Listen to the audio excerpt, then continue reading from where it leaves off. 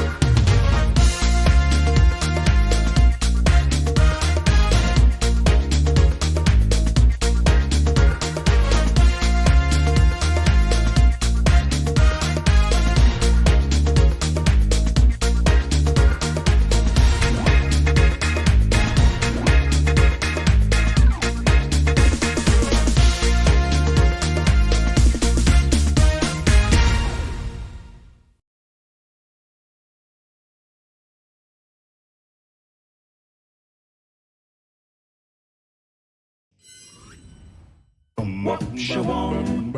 What she want? What she want? What she want? What she want? What she want? What she want? What she want?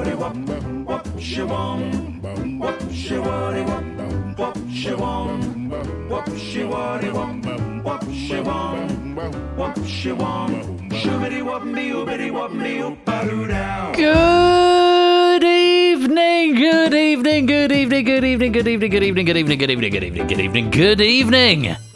And welcome to Game Night on Saturday the 8th of June. At least I think that's what it is. Where's my phone? I feel naked without my phone. We've got risky business. Come join the game. Make sure you've got the app. And here's a message from our sponsor, Samster. In 2023, media company BuzzFeed published a series of AI-generated pictures of Barbie from different countries. Which African country, that came into existence this century, had a Barbie generated holding a gun?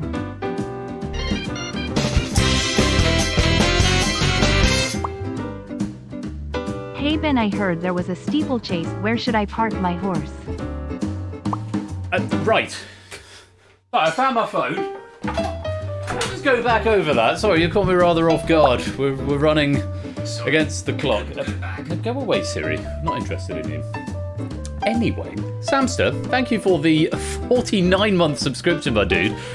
Which African country that came into existence this century had a Barbie generated holding a gun? What? That's not a sentence.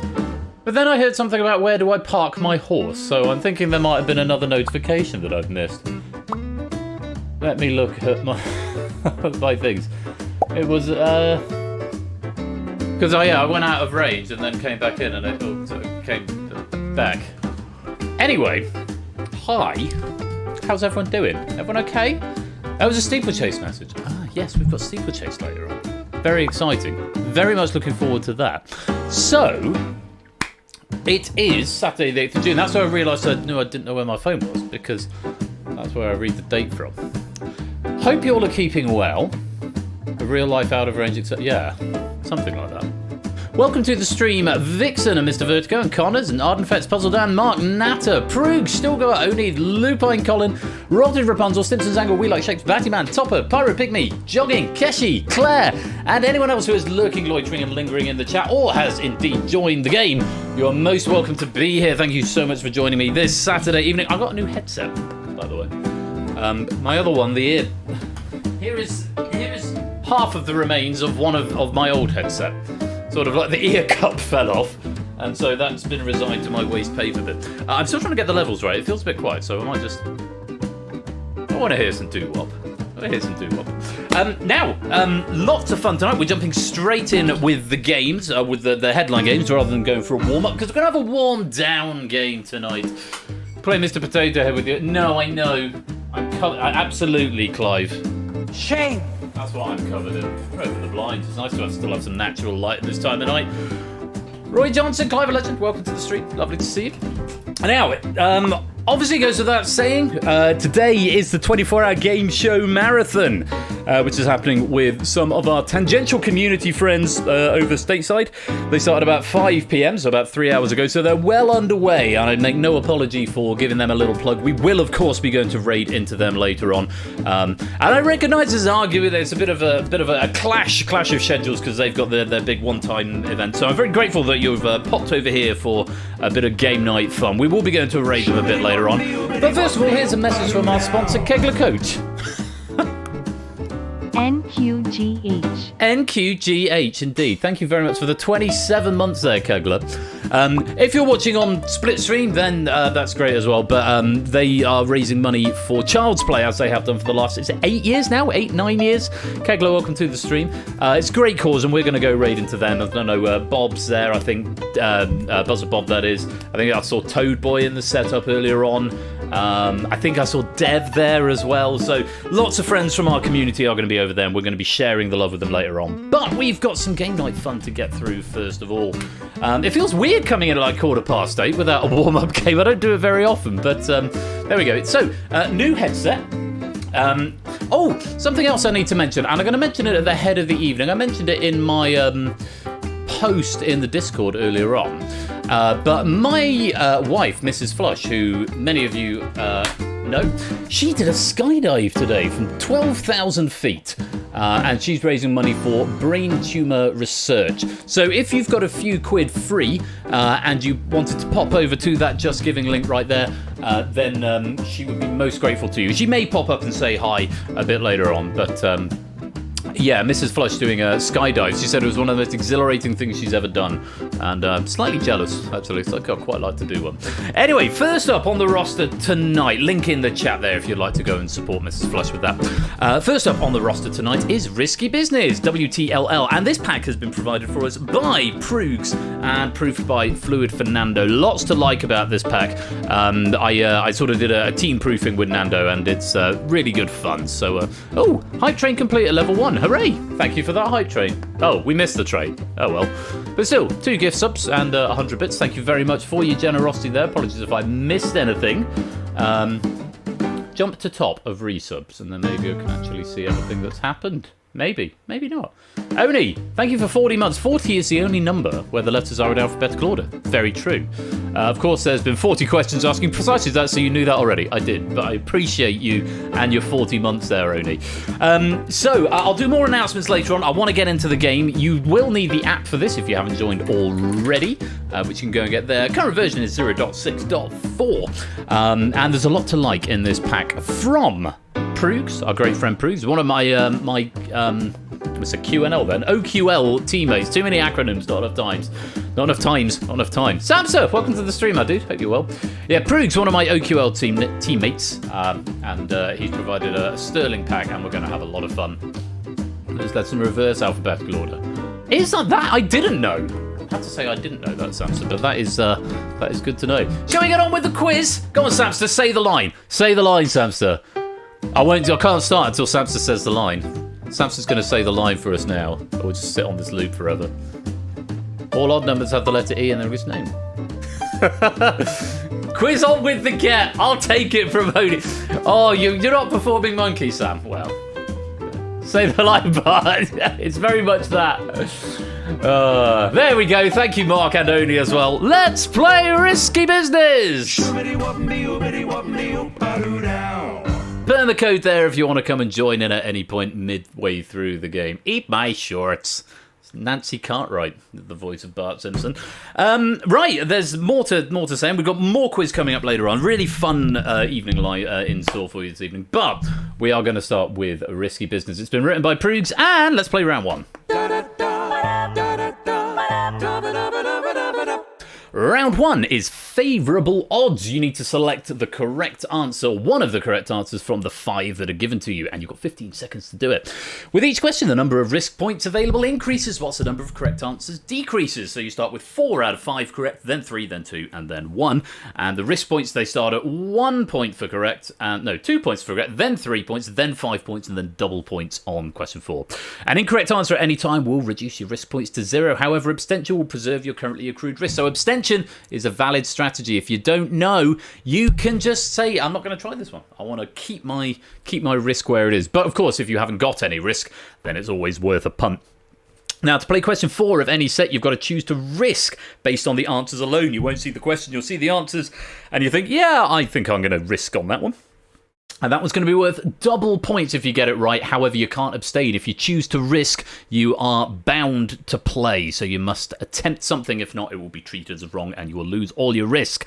And there's 3 sets of 4 questions, as ever. So hopefully you're all across the rules. If not, you'll pick it up quickly. The main thing to take away from this is, if you don't know and you've got risk, maybe abstain. Perfectly valid strategy, and one you might want to consider. Because it always makes me sad when everyone goes boing, boing, boing, all the boings, all the wrong boings coming in. You think you didn't have to play. But I'll leave that to you to decide. It's favourable odds, and here comes question number 1. Your options are PlayStation 4, Nintendo Wii, PlayStation 2, Game Boy or Game Boy Color, Nintendo Switch. Name one of the top 5 best-selling games consoles of all time as of May 2024.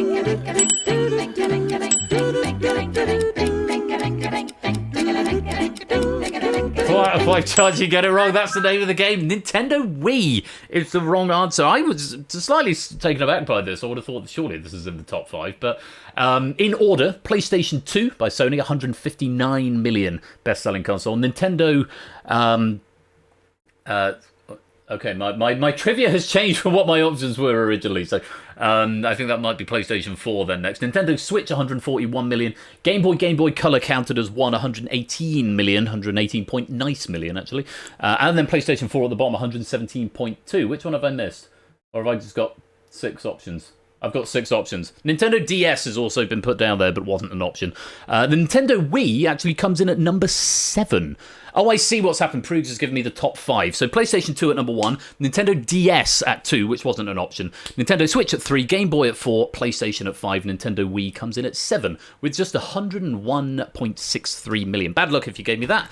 Everyone else getting 2 points. Nicely done. On to the next question. It's worth 3 if you can find one of the 3 correct answers. Take a look. Options up.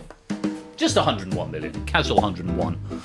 r/science, r/memes, r/ask Reddit, r/gaming, r/funny. Name one of the top 3 most popular subreddits by subscription as of February 2024.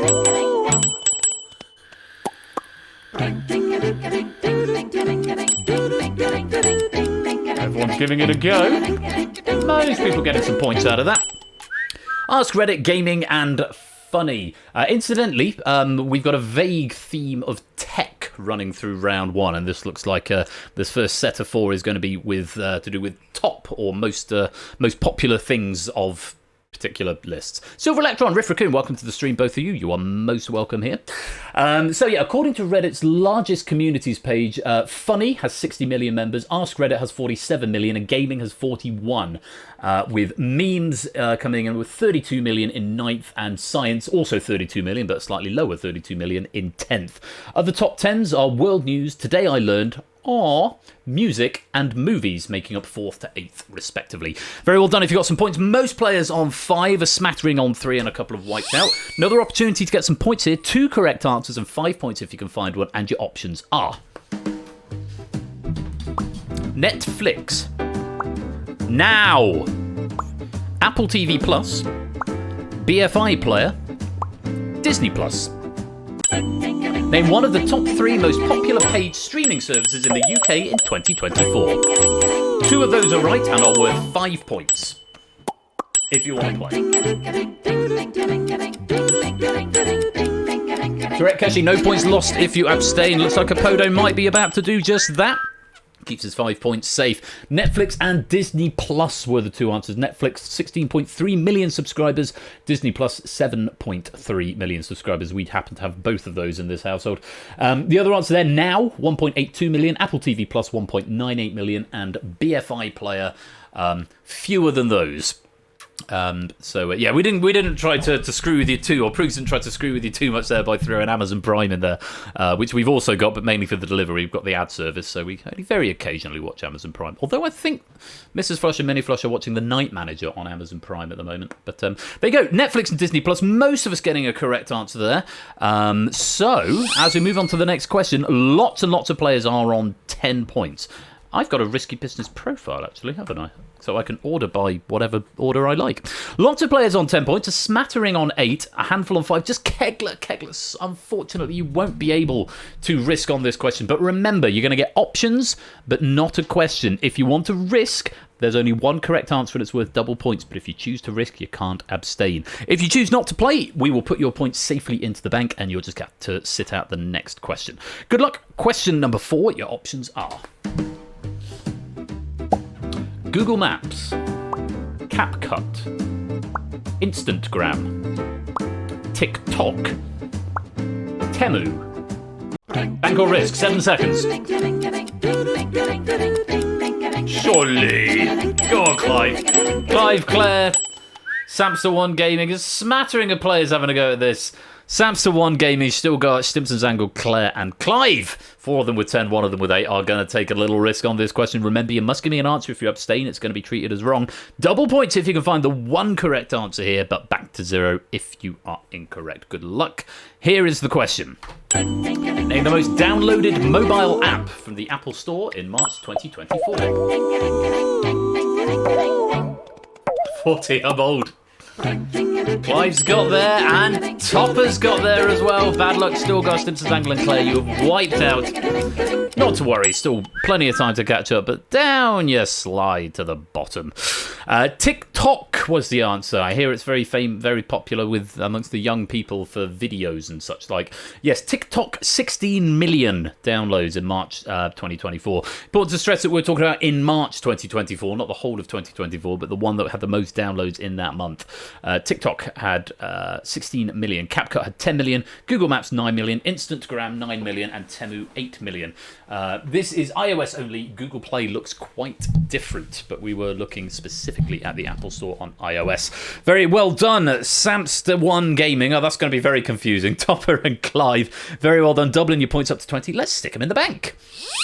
And no surprises there, you're taking an early lead with 20 points apiece. Colin Connors, Fetsagons, nice, Flyboy Jog, Keshi, Mark, Mr. Vertigo, Pyro, Rapunzel, Riff, and Vixen all on 10. Kolo, Ralph, Roy Johnson, Silent Marine, Silver Electron, Timor on 8. Apodo, Battyman, Genjo Natter, Puzzle All Night Shapes, and Twat. Wow, okay, all on 5. Claire Kegler still going to Simpsons Angle with a bit of work to do, still yet to score. But we've got plenty of questions. I think we should move right along. Right along. There is a broad theme of travel about this next set of 4 questions, broadly on the subject of travel. Let's see how we do. Starting with this question with 5 options, 4 of which are correct. 2 points if you can find one. Those options are... Yeah, Temu's like a shop. It's like Amazon, but cheaper. Sky. Oh, so let me try again. SKY, FLH, RSK, BEN, ROY. Name an airport by IATA code not located in Europe.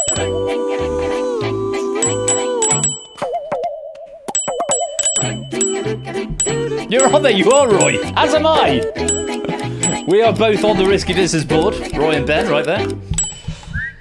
There you go. FLH was the one red herring there. Roy, for us, and you will notice, hopefully the observant among you will see that this spells sort of Roy as in royal, and then FLH as in flush, RSK as in risk, and SKY as in ski, and BEN as in me. It's nice, isn't it? No, this idea goes, to be honest. It does say as much in your notes here, Prugs. ROY is Rio Mayo Airport in Argentina. Ben is Benina Benghazi, Libya. RSK, Abruzzo Airport, Ransiki in Indonesia. And SKY is Sandusky in Ohio, which closed as of 2013. The wrong answer there, FLH, is Flottestromnus Orkney. And there are a couple of others that we considered using but decided against there. But yeah, I think Priggs deliberately put that at the front end of the stack so you could have a 1 in. You'd have an 80% chance of hitting a random number. And most of you seem to have done that, so very well played. Let's move on. Next question. 5 options, only 3 correct answers, and 3 points if you can find one. Options are... Ivor, 7 Kings, Maze Hill, Hatfield, Hanwell. Name a station on London's Elizabeth line. Londoners Unite. Maybe you don't have to play. If your London transport knowledge is not quite so strong. Ivor, 7 Kings, and Hanwell, the correct answers. The wrong answers there are all on the Thameslink network. Hatfield is Pruggs' home station, where he grew up in Hertfordshire, and Maze Hills is on the line from London Bridge to Kent via Dartford. The other 3 are on the Elizabeth line.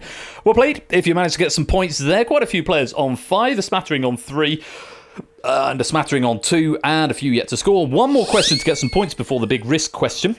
5 points if you can tell me one of the 2 correct answers to this one. And this question is perhaps not what it seems. It's more perhaps geographical than what it seems on the surface. See what you make of it. Options are... Kansas City, MO. Memphis, TN. Sandusky, OH. Pittsburgh, PA. New York, NY. Name a stop on the 18-hour Amtrak rail service Capital Limited from Washington, D.C. to Chicago, Illinois.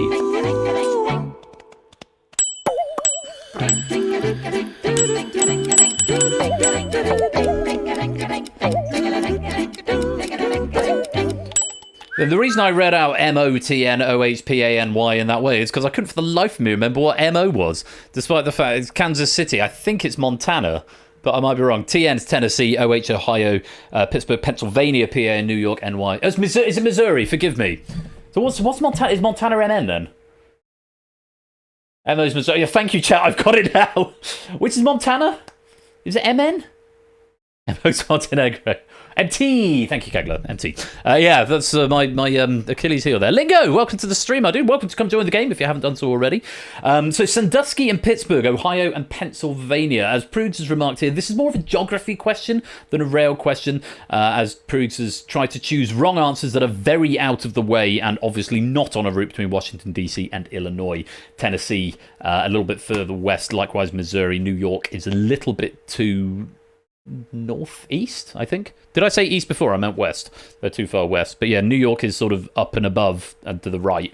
But Pittsburgh and Sandusky are the answers. Very well done if you got that. Not quite so many players on 10 here as we reset going into the risk question. If you haven't got any points of risk at the moment, unfortunately, you won't be able to risk on this question. But we have got 1, 2, 3, 4, 5 players on 10 points, 2 on 8, 1 on 7, and then quite a few on 5 and a couple on 3. Remember, if you choose to risk, you must play. Abstention will be treated as wrong on this one, but it's worth double points if you can find the one correct answer. And your options are Manhattan Bridge, Brooklyn Bridge, George Washington Bridge, Henry Hudson Bridge, Washington Bridge. Bank or risk?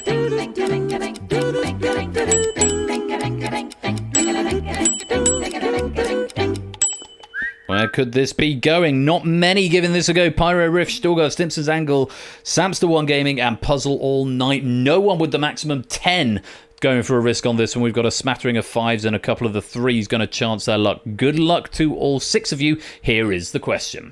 Name a bridge that crosses the Hudson River in New York City.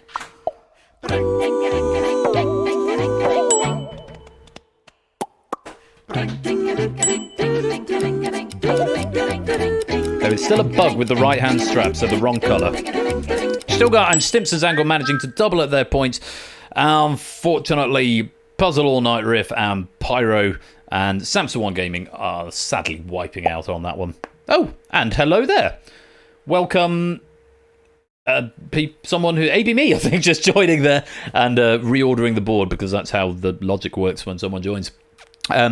Just to go through that, yeah, the George Washington Bridge is the only bridge from this list crossing the Hudson River in New York. Brooklyn and Manhattan bridges cross the East River. Washington crosses the Harlem River, whilst Henry Hudson Bridge crosses the Sputandevil Creek. Sputan? Is that Sputan Devil Creek? It's spelt like that, anyway. So somebody who's had less to drink than me can figure that out. So there we go. Very well done. Let's put those points into the bank and reorder the board. Clive with the lead now of 30 points. Samster One Gaming in second with 20. And we got Jog and Mark and Ralph all in third with 18. Smattering of players on 15, 13s, Apodo on 12. Quite a few 10s in there. Roy Johnson's got 8. Puzzle All Night and Twat are on 5, and AB me haven't just joined the game yet to score. Last set of questions in this round, and these all look like they're to do loosely with television. Let's see how we get on as we go to the first question of the set. 5 options, 4 correct answers, 2 points. Options are AB me, welcome to the stream. Hope you're well.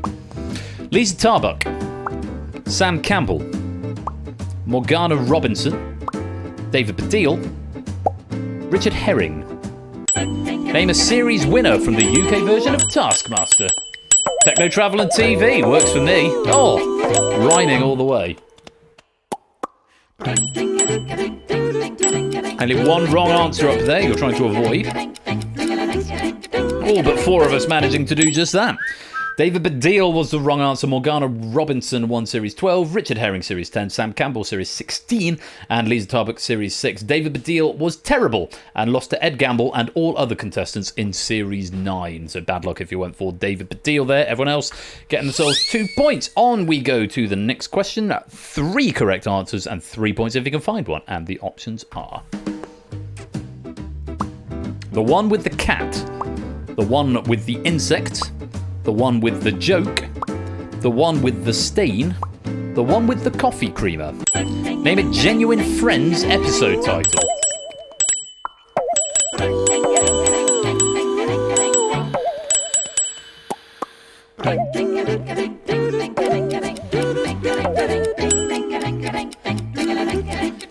Colo's going to sit this one out. Not sure he wants to risk it. 2. The one with the cat, the one with the joke, and the one with the stain were the correct answers there.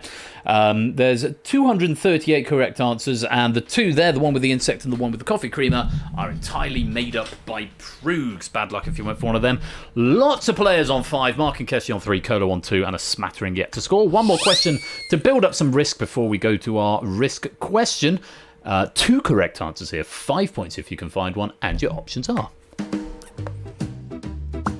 Chip Eston, Sandy Togsvig, Drew Carey, Stephen Fry, Wayne Brady. Name a performer who has featured on both the UK and US versions of Whose Line Is It Anyway? If you want to risk it. 5 points there, but you will wipe out if you're wrong. Top quality content. It's a good question. Chip Eston and Wayne Brady were your correct answers. Wayne Brady's appeared on 402 episodes in the US and 5 in the UK. Chip Eston, 45 in the US and 8 in the UK. Drew Carey, the first of the wrong answer there, hosted the first 8 seasons of the US version of Whose Line Is It Anyway? While Sandy Togsvig and Stephen Fry have appeared 15 and 17 times on the UK version, respectively, but never on the US version. People might not know that there was a Whose Line Is It Anyway radio series too. Don't all the best things start on radio? Hashtag opinions from Prugs there. I don't know. Not all the best things. I mean, did Democracy start on the radio? Welcome to the stream, Silent Marie. Lovely to have you here. Democracy is one of the very best things. What did Tom Scott's survey find out that the best thing was? Was it hugs or something in the end? Or something like that. Anyway, moving on rapidly. An opportunity to risk any risk that you've accrued. Sleep. Thank you, Lupine. Quite a few on 10 here. Samster One Gaming, Jog, Natter, Apodo, Riff, and Roy, and Twat. I'm going to get progressively more aggressive saying that. All on 10 points. If you want to risk it, you're going to get some options. Only one of them will be correct. If you choose to risk, you are bound to answer double points if you can find one, but you lose everything if you abstain or give me a wrong answer. If you don't want to risk it, we'll put your points in the bank. Make a decision. Your options are Peter Davison, Ncuti Gatwa, David Tennant, Peter Capaldi, Geordie Whittaker. Bank or risk?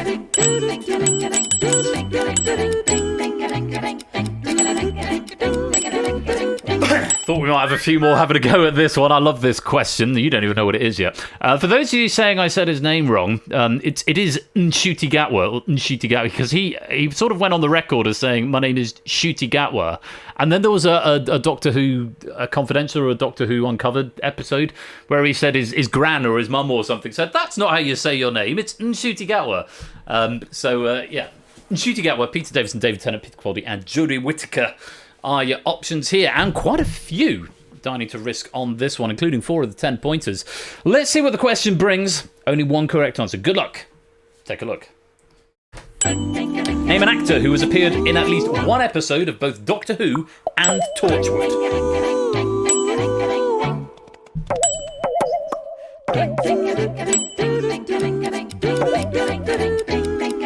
Great content here.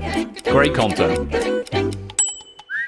It's Peter Capaldi. Very well done, Shapes, Ralph, Roy Johnson, and Samster One Gaming getting that right. I trust Topper to get a Doctor Who question right. Yes, Peter Capaldi. He was in Children of Earth, which was the 3rd series of Torchwood. Excellent mini-series. You can watch it completely independently from the rest of Torchwood, which is a bit hit or miss. But Children of Earth was really good. But he wasn't playing the Doctor. He played Home Office Permanent Secretary John Frobisher in Torchwood Series 3, having previously played Lobus Sicilius in Doctor Who in 2008, before returning as the Doctor in it says a few years later here, I think it was 2013, he became the 12th Doctor, Peter Capaldi. All the other 4 have played the Doctor but did not feature in Torchwood. Your own name for 27. I don't know, but apparently he did. I played Malcolm Tucker. There's a very different sort of Doctor there, Odie. Very different sort of Doctor, appropriate for the current election fever season that we're in. That is the end of the question. It's the end of the set, and it's the end of the round. Let's put the points in the bank and check out the scores. And it is Topper who is regretting putting Samster's name in his name strap now, as he leads coming out of round 1 on 40 points. Clive currently in second with 30. Sick, only Davros a C. That would have been something special. Channeling your inner Samster here, is that what it is? Joint third place at the moment, Ralph and Roy Johnson tied up with 28. We've got Mark on 26, Apodo's got 22. Fetagons and Riff and Shapes all on 20. Jog and Silent Marina on 18.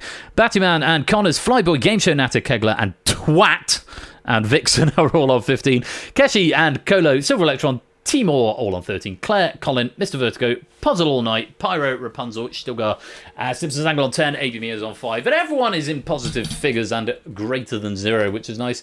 Hashtag Blame Oni has come in as a hashtag suggestion from Batman. Of course, if you want to suggest the raid message for later on when we go and raid the game show marathon, type a message into chat and proceed it with a hashtag, and my little app will log it. And the one that I think is the funniest or most reflective of the stream will be our raid message. You're limited to 3, so don't waste them. Okay, good solid start, good fun round there. Thank you very much to Purge for that. Let's play on to round number 2.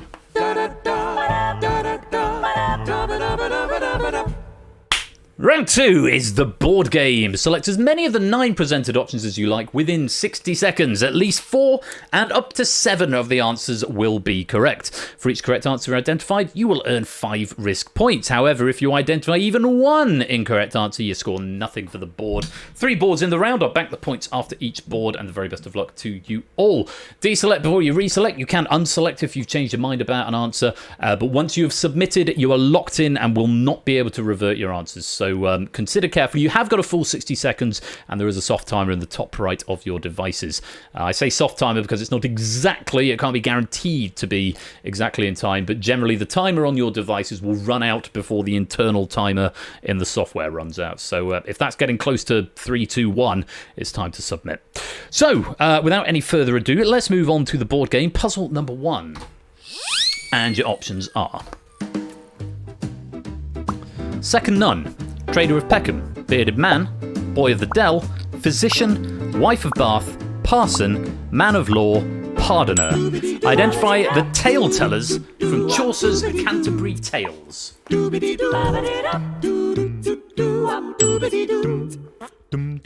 Twat is not wasting any time.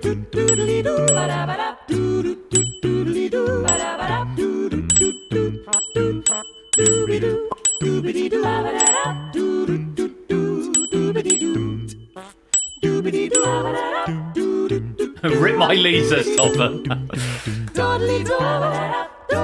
Oh, let me see. What have you said? I don't know if you've submitted yet.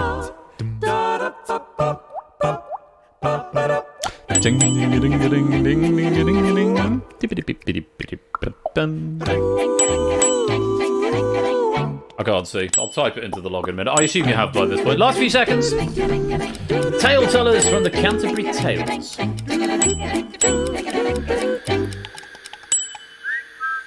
And there we have it. Quite a lot of green on there. More green than red. Has to be said. Oh, things I do with words. Anyway, sorry.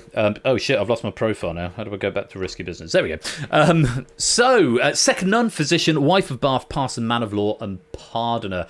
Riff saying the meta helped a lot there. Glad you spotted it. Yeah, as Pruger said, spot any links between the incorrect answers. Thought it fun to have some fools and horses on the pilgrimage to the Traders of Peckham, the Trotter brothers, the Bearded Man, presumably Uncle Albert, and the Boy of Dell, which would be Dell Boy. Those were your incorrect answers. All of the other 6 were correct there. Maximum points going out were 4. So Roy Johnson, Mark Riff, Shapes, Flyboy, Vixen, Claire, Rapunzel, and Stilgar all playing 4, getting themselves 20 points, or 4 without any errors. Keshi and Timor going for 3, getting 15. Kegler, Cola, and Pyro each getting 10. Ralph, Battyman, Twat, and Mr. Vertigo each getting 1. It doesn't tell me how many you played on my log if you were wrong, so I'll have to keep an eye on the straps next time because it only says it there.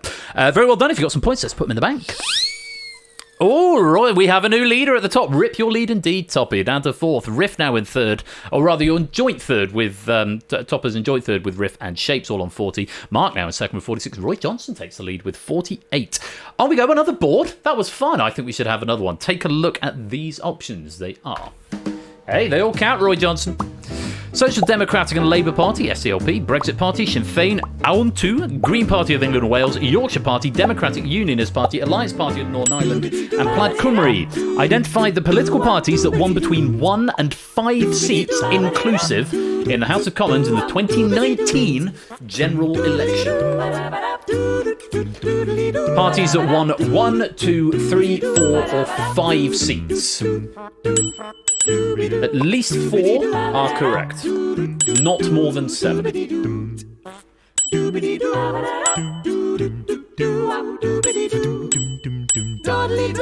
How risky do you want to play? That is the question.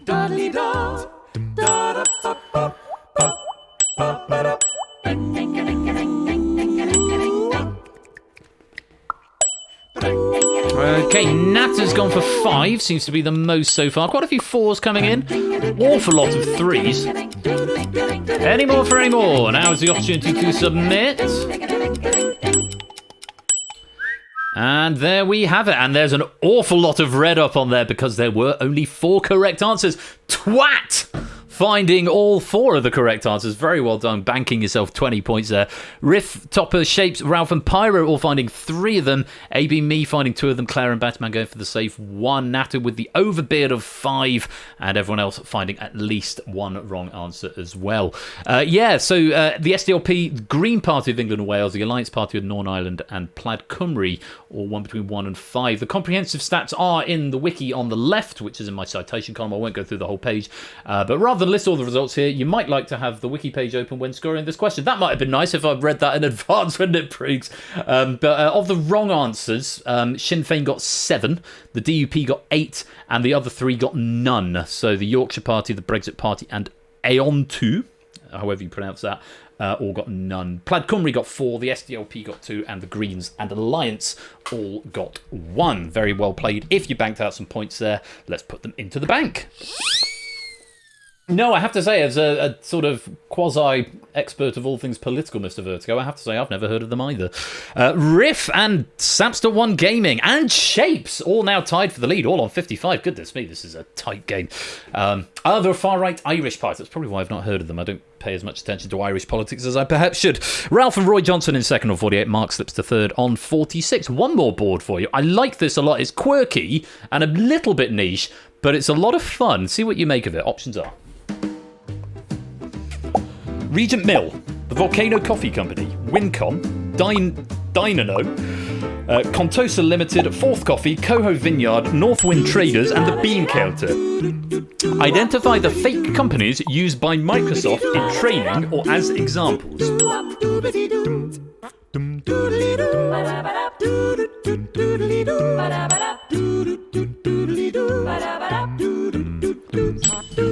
There's something I'll say, because I tend to use the Google architecture these days rather than the Microsoft Office suite, but it turns out there are a lot of fake companies inside the Microsoft Office package. Which ones are they amongst these 9? Sooty Cat, welcome to the stream. Lovely to have you with us. Hope you're keeping well.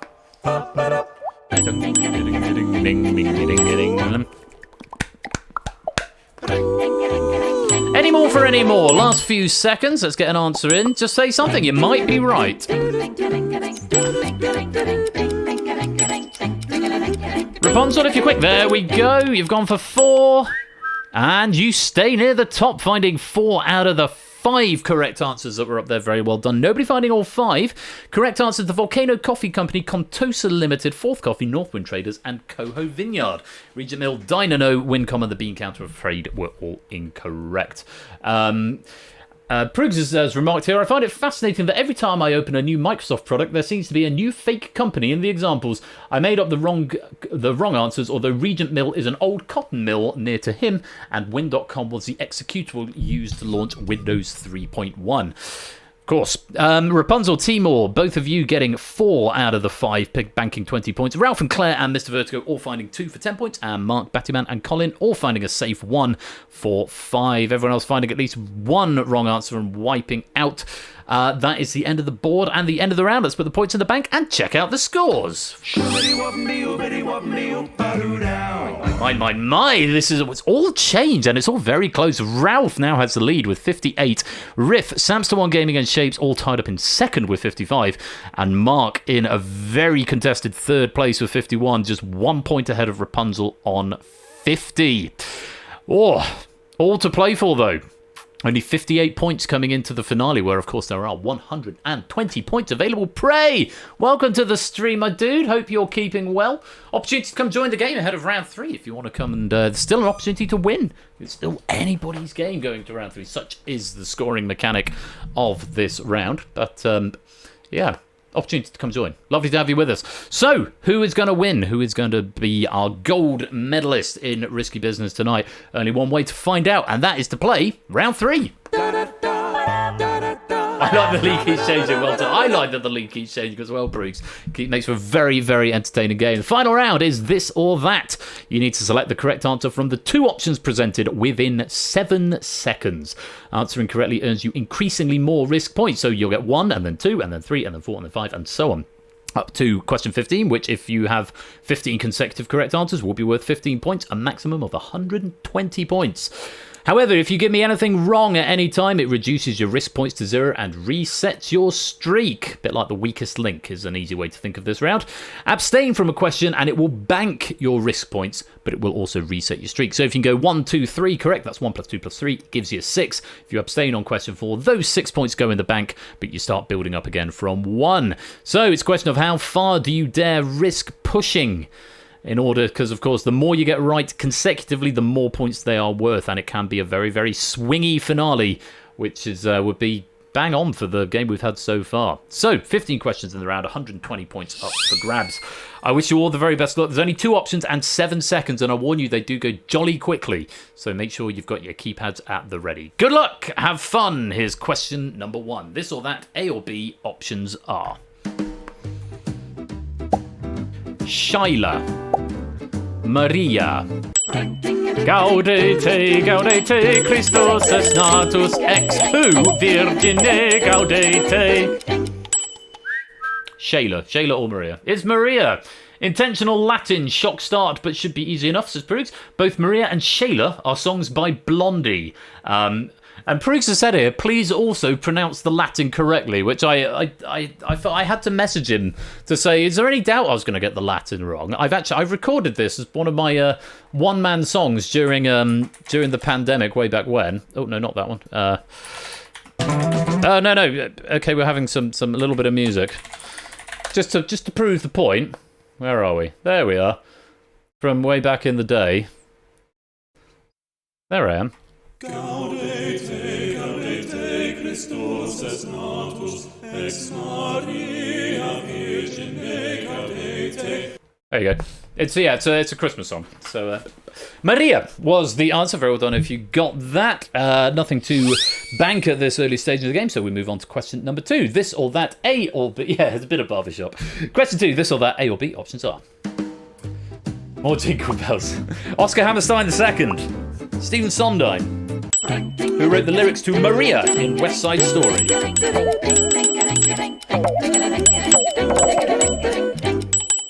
Great question here, I have to say. Stephen Sondheim, because obviously I think most people probably know West Side Story. The music was written by Leonard Bernstein. Don't necessarily know that the lyrics were Stephen Sondheim of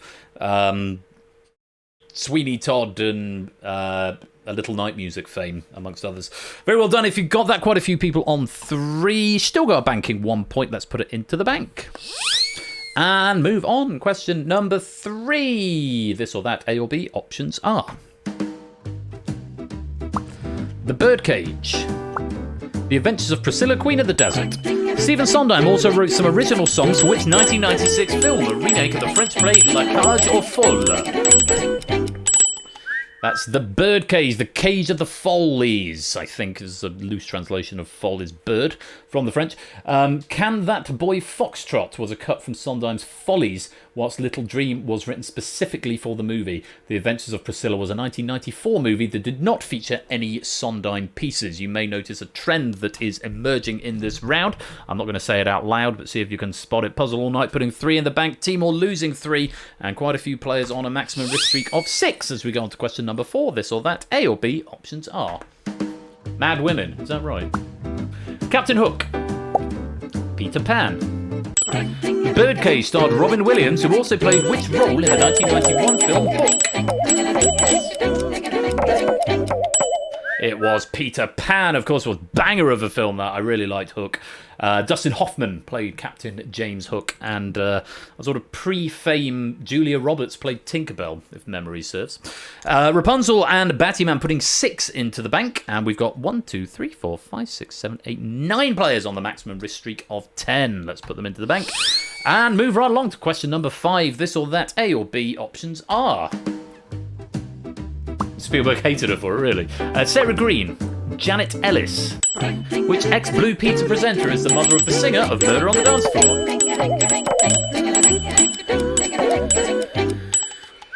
Janet Ellis, she's the mother of Sophie Ellis Bextor. Murder on the Dance Floor, that's a song I will never quite feel the same way about, having since watched Saltburn.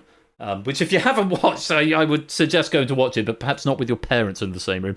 Roy Johnson is banking 10, Pyro's banking 6, Stilgar is banking 3. I've got to be careful that I'm not giving away the next question, actually, at this point, because there is, as you pointed out, a Krypton factor theme where something in the previous question is present in the next one, or something in the answer is present in the next question. So a little bit of a hint for you as to what is coming up. We've still got 1, 2, 3, 4, 5, 6, 7 players on a maximum risk streak of 15. Put the points into the bank as we are a third of the way through. Ralph has got the bank lead. He's also tied bank lead with Roy Johnson. He does take the higher priority because he's also got a higher risk lead. Rapunzel in second with 56. Hamster One Gaming and Shapes and Riff still all tied together, currently on 55 points in third place. That's the bank order. If we look at the risk order, which is where we just were, we can see it's a slightly different story. We've got those 7 players, I think I said, on 15. If we have a look at the potential score, not masses to report on this just at the moment because it's still much to play for, still quite early days. But Ralph with the highest potential at the moment of 72, if my maths is any good. Let's put you back into standard bank order as we move on to question number 6. This or that, A or B. Options are Weiss, Schwartz. What is the maiden name of Janet Majors in the Rocky Horror Picture Show? Janet Majors, who marries Brad Majors, and her maiden name was Weiss, Janet Weiss. And we've got some banking going on here. Vixen banking 10, Cola, Mr. Vertigo, Samster One Gaming, and Ralph all banking 15. Rapunzel and Colin banking just the 1. And we've got 3 players with the joint risk lead now, Shapes, Bark, and Natter, all with a potential score of 21. Eyes on Shapes, who's going to now have the potential lead of 76, I believe, just sneaking ahead of Ralph's actual bank score. Let's put it in the bank and find out for real. Yes, Ralph with the bank lead of 73, but Shapes has got a higher potential lead at this point. It depends when he wants to bank and if indeed he can bank. Let's move on to question number 7. This or that, A or B. Options are Time Warp, Taboo. Which Rocky Horror Picture Show song shares its name with a round in one of Royal Flush's quiz games?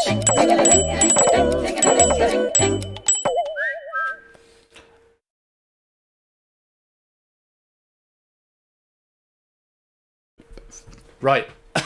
La. I was worried about this because this got caught in proofing. Here is... No. Here is the thing.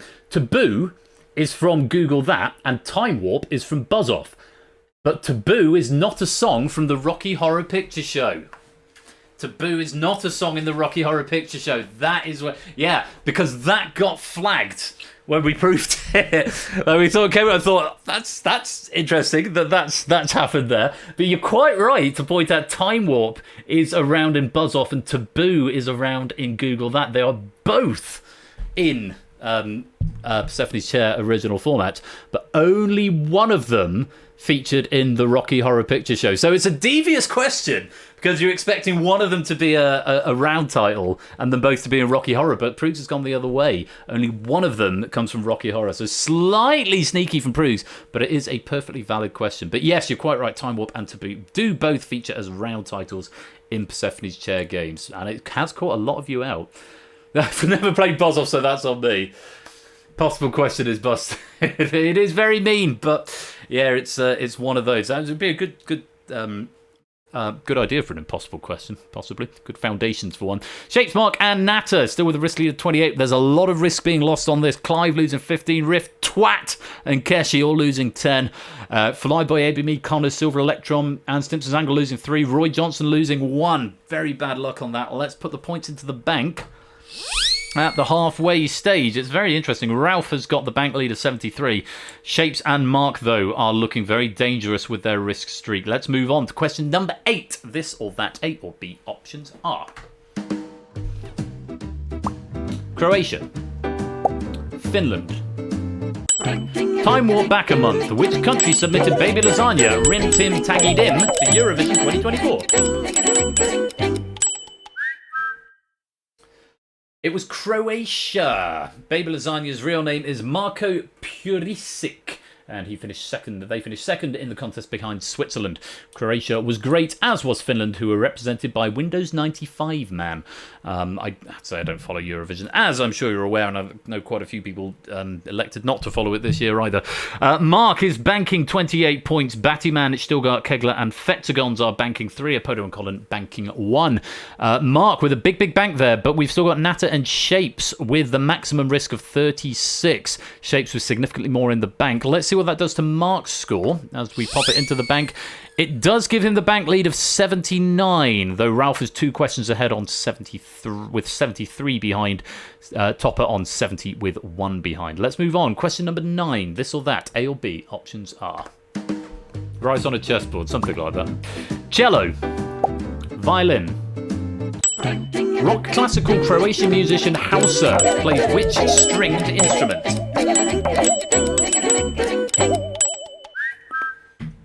I'm not surprised to see a few banks going on there. It is the cello. Hauser, he plays the cello. Andre Rieu is a violinist. For example, I like Hauser's performance of Shostakovich's Waltz No. 2. Thank you for sharing that. I'll hum it. I won't play the YouTube link. Bum, bum, bum, bum. Bum, bum, bum, bum, bum, bum, bum, bum. And also not Tchaikovsky. Lewis, welcome to the stream. I do hope you're well. Natter losing that risk streak of 36. Should have banked it there. Shapes has done banking 36. Jog banking 21. Timor banking 6. Vixen banking 1. Let's put the points in the bank. See what that does to the scores. And I will check in with the scores after the next question, which I believe is question number 10. We'll put us 2/3 of the way through. Shapes currently with the bank lead, Mark in second, Ralph slips to third. On we go, question number 10. This or that, A or B, options are Kinky Boots, Hairspray. Michael Ball can't play the cello. In which musical did he play the role of Edna Turnblad? Fluffy Buddy, welcome to the stream. Bangarang of a film suggested by Arden Fetch as a raid message. It was Hairspray. This has come up a couple of times this season, actually.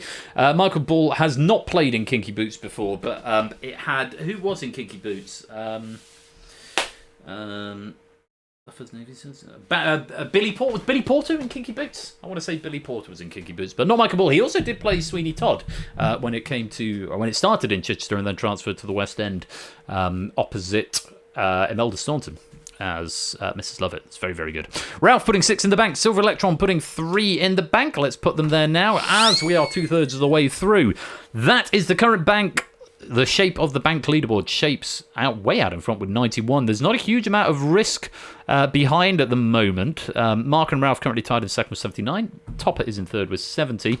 Yeah, not much to say on the risk front. I think there's a few on 6. Topper, Rapunzel, Riff, Mr. Vertigo, Flyboy, Clive, ABME, Connors. With 5 questions to go, it could potentially make a difference, particularly for those scorers up near the top. Let's take a look at the potential for a minute. It's not going to be massive spreads away from the bank at the moment. Yeah, Shapes is way out in front at the moment. Let's put it back to the bank order. You can see the difference there between the potential and the bank is not particularly great. Well, let's see what happens as we go on to question number 11. This or that, A or B, options are Klimt, Dali. Good morning, Baltimore. What is the name of the ship that hit the Francis Scott Key Bridge in 2024? It's Dali. I must confess, this story completely passed me by, but it's estimated that it will cost up to $1.9 billion, with a B, dollars, to repair the bridge and take up to 4 years. I feel like if any of us here would have the access to Michael Paul to ask, it would be Bruce. Probably would be. Yeah, the Dali. Dali was the correct answer. Connors banking 6, Colin banking 3, Roy Johnson and Keshi banking 1. Let's put those points into the bank. Keep an eye on Topper, 70 points in the bank, 10 points of risk. Still 4 questions to go. Could do a lot of damage at the moment with current setup. Let's see how we get on with the next question. Question number 12. This or that, A or B, options are beard, moustache. Salvador Dali is famous for what type of prominent facial hair?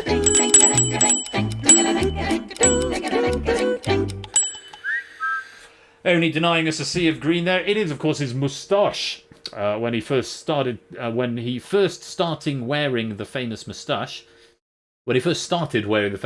he used to use dates, the fruit, to help keep its shape.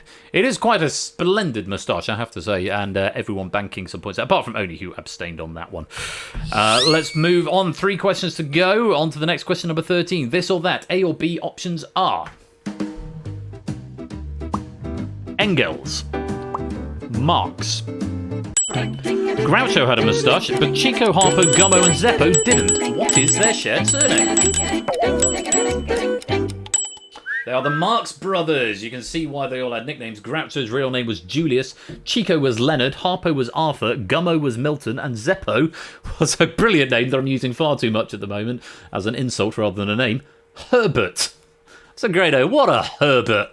I think it's a funny name. Riff losing 15 there. Flyboy putting 15 in the bank. Battyman putting 3 in the bank. Pyro putting 1 in the bank. And we've still got 4 players with a shared high risk score at the moment. 21. Topper, Rapunzel, Clive, and AB Me. Let's put them in the bank with 2 questions to go. Let's just take a look at the potential scores. Now, what Shapes has got a potential score of 101. Topper's got a potential score of 91, which is Shapes' current bank. But of course, Topper's points are going to be going up faster than Shapes' are. Let's just take a quick look at the potential scores. Yeah, Topper's really the only one to watch at the moment. Maybe Rapunzel could do some damage getting into a sort of 3rd place, perhaps. But it's Shapes with the lead. And Ralph and Mark looking over their shoulders at Mr. Topper. With 2 questions to go, here is question number 14. This or that, A or B, options are Ronnie O'Sullivan, Stephen Hendry. Talking of top marks, very good. Who holds the fastest 147 maximum break in professional snooker? That's what I was looking for. That would be Ronnie O'Sullivan, 5 minutes 8 seconds in a game versus Mick Price at the 1997 World Championships. Good snooker knowledge there. I think this came up in a wipeout board I gave for Ash's wipeout game a few weeks ago. Yes, Ronnie. Stephen Hendry has also got 3 maximums at the Crucible, same as Ronnie O'Sullivan, but Ronnie did it faster. Clive losing 21 points worth of risk there. Topper putting 21 points worth of risk into the bank. Apodo putting in 15, Claire putting in 10. Roy Johnson still going Fetzagon's all putting in 3. And let's see what that does coming into the end game. So it could be a tied gold medal for Sam. Okay, don't do that again, Topper. That's really confusing. For Topper and Shapes. If Shapes gets this one wrong, all Shapes needs to do is bank, and he will win at this point. Because although that having been said, Rapunzel could go up to as high as 36, which would give you 100 something, 103. I think Shapes has still got it with a bank here. 106 is the potential score, but Rapunzel is possibly a little bit scary. Ralph could also add 15 to his score here, taking him up to 94. So I think it's Shapes' game to lose at this point, but stranger things have happened in this game. Good luck to you all with question number 15. I've been looking forward to seeing what this looks like because I haven't tested it yet. Good luck. This or that, A or B. Options are plum, blue. It was red and yellow and green and brown and scarlet and black and ochre and peach and ruby and olive and violet and fawn and light and gold and chocolate and mauve and cream and crimson and silver and rose and azure and lemon and russet and grey and purple and white and pink and orange and blue. Oh, I thought I'd get to the question and be able to say what at the end. Yeah. It was the longest question we've ever had in this game. I did let it slide because I thought it'd be quite funny. It's blue. That is Joseph and his amazing Technicolor Dream coat. It's a coat of many colours from the musical by Andrew Lloyd Webber. Happy to be doing it with one of my choirs at the moment. And I had that memorised since I was about 9 years old. We did it in primary school. But yeah, it was a red and yellow and green and brown and scarlet and black and ochre and peach and ruby and the words are up there. Blue was the answer, the last colour there. Timur, Keshi, Connors and Silent Marine putting 6 into the bank. AB Me putting 28 into the bank. Rapunzel going wrong with that one. And if there was any threat to the top spot, it has since been voided. 28 points being lost there. So let's put those final points into the bank and check out our winners. There we have it. The bronze medal goes to Topper with 92. The silver to Ralph with 94. But our gold medalist with a cracking score of 112 is Shapes. Very well played. And thank you very much to everybody who's taken part in that. Your points will be converted into pennies. And I'm hoping it tells you on the app. It might not. But if it doesn't, I can tell you it's whatever your points are times by 5. So Shapes with 112 is going to bank out 560 pennies from that game. Yeah, partly playing with the format, it was a bit. Can I extend a very special spicy mould thanks to Purge for a lovely pack there.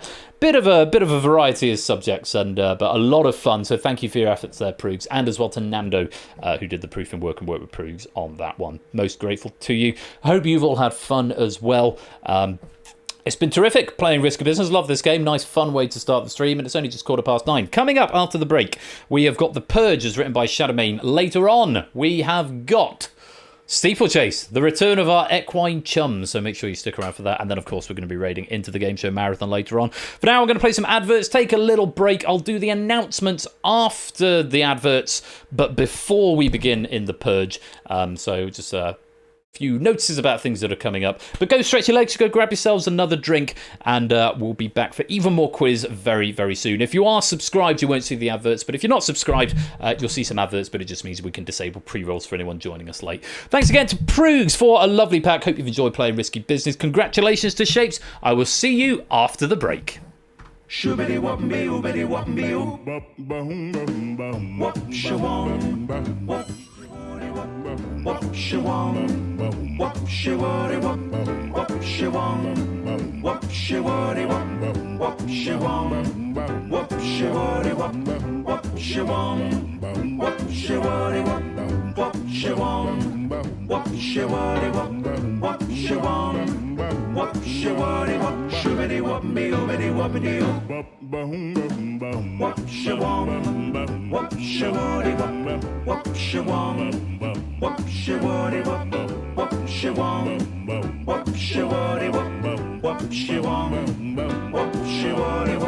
What she want? What she worry? What she want? What she worry? What she want? What she want? Shubidi wop me, ubidi wop me, upadoo now.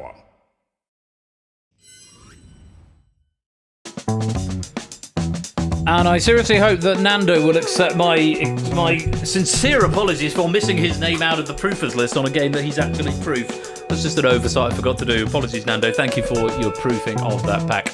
We're going to take a very short break. When we come back, I will have the Purge. Well, I'll do announcements and then we'll go into the Purge. Apodo, Nando, welcome to the stream. Lovely to have you here. If you're not subbed, you'll see some adverts. If you are, then you won't, and that'll be grand. But we've got the Purge coming up in just a few short minutes. Don't touch that dial. We'll be right back.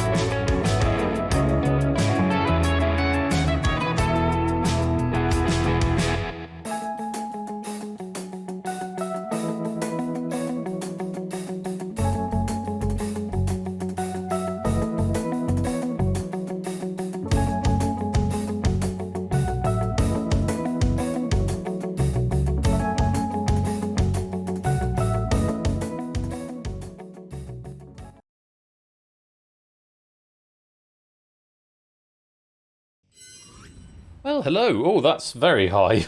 Let's put that back down to a slightly more sensible level. Hello! Oh, well, that was a lovely game of Risky Business to get the stream started. We're going to be moving into the Purge very shortly, but I was going to start doing this thing where I do announcements at half time rather than at the end after everyone's gone. Now, some things to bring to your attention. I posted in the Discord server earlier on that this Friday I am stepping out of the predetermined schedule somewhat, and I'm going to be doing a stream with my great friend Hud601, who you can all go and follow, and if you are not, then why not, because he's one of the most wholesome people on this here platform.